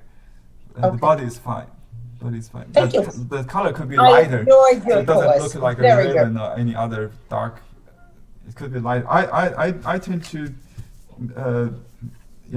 I think it could be lighter, generally speaking. Ah, okay. The body. The body, yeah. Okay. I tried to contrast with the neck. That's why I tried. I made it too dark, okay. maybe. Yeah, it could, maybe you look not so dark. It looked like darker on this camera. Yeah, it's fine. Thank you. Yeah. I enjoyed your class. Thank you so much. Thank you, Dee. Nice to see you. Okay, Elisa in Hawaii. Okay. Looking good. Okay, good. Very good. I like the neck. Look like a very typical homing pigeon, right? They have a very I see the sear you did above the nose, that the little white thing. Very good. The foot, it could be a little thicker, maybe just tiny thicker. It looks very delicate though. Compared with, you want to keep the style. And also the lower body could be a little bit fuller. Because the neck is, if the neck is right, everything a little bit fuller would match. Okay. Yeah. Other than that, it's perfect. I like the wing could be a little thicker at the feather, a little bit, the front wing. It's a little thin. Maybe mine has the same problem. Anyway, the ways are good. The round body could be a little bit distorted, so they're not. It look more like a squeezed, like the garlic shape. Yeah. The flowers, they're good. Yeah. So. Yeah. Any other comments, questions you have? No? Okay. Thank you for joining the class. Okay. Anybody want to share? We don't have any hands. Okay. That's about it. We already passed the time. 20 minutes passed, right? And if you like, you can. Let me see. I got one. Shirley, are you going to show us your hand? Okay. Okay. Very nice. Very nice. Yeah, I like the color on the bird, the pink. The leg is a little too long. Maybe you can hide it with the feather, and to make the lower body a little fatter, rounded. So the leg doesn't look like a water bird. Yeah, you can hide the upper leg with a little gray. Just right. That's all. Yeah, it will make it more like a dove. Other than that, it's nice. I like the bold stroke on the waist. Very contrasts you with the light bird. You need that with the ink painting.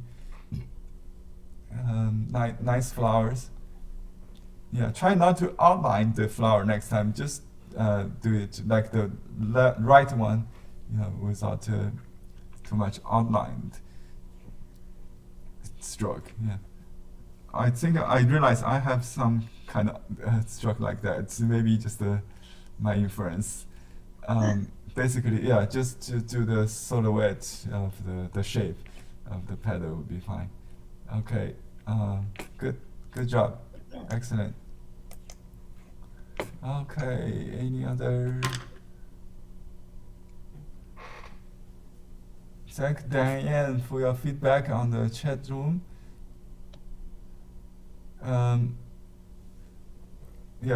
Incidentally, I have a new landscape class next Thursday. We have a small class so far, so if you want to jump in, you can go to our website, Blue Heron Arts, and find it under the workshop section.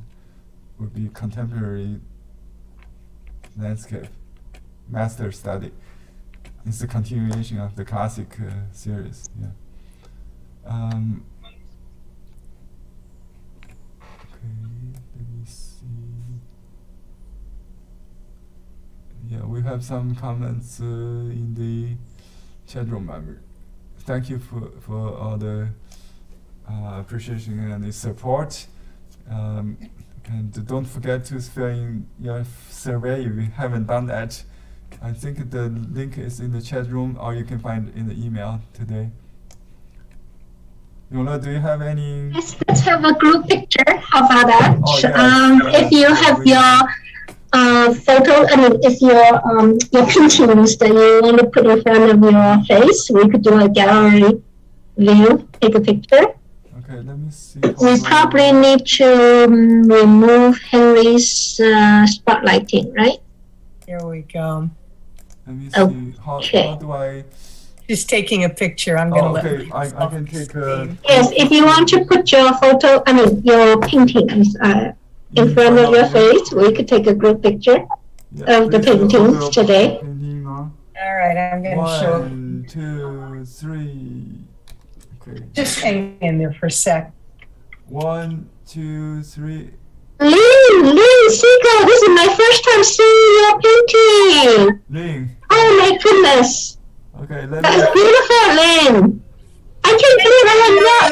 Thank you. Why are you not sharing your painting with us? I have never seen your painting before.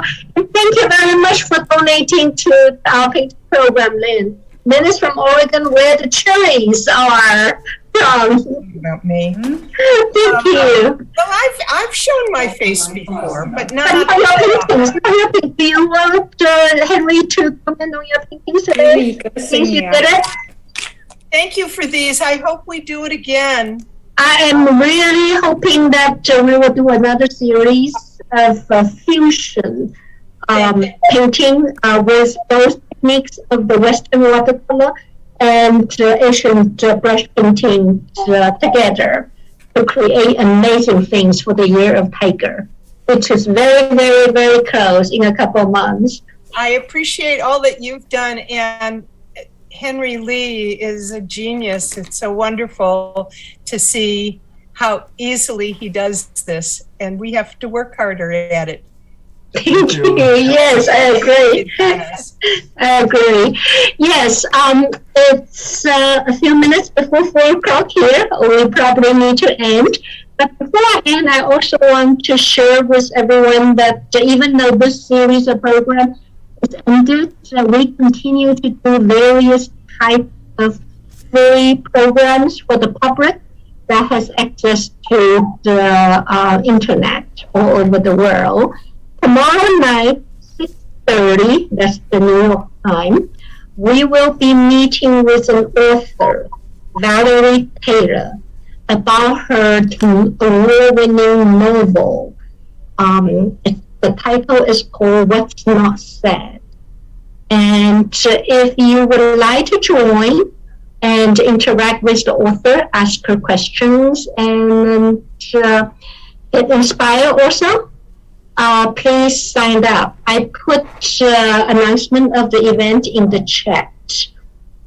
And thank you, everyone, for supporting us. This is about 1 year now. We are doing these programs online, and I really enjoyed, and I really want to be able to share these enjoyment with you in the future. Thank you. Thank you. Yes. Thank you. Thank you. Thank you so much. Thank you, Henry. Happy holidays. Thank you both. Bye. Bye. Bye-bye. Bye. Bye. Bye-bye. Bye-bye. Have a great holiday season. I know there are many, many holidays coming up. Be safe, enjoy, and we'll see each other again. Bye-bye.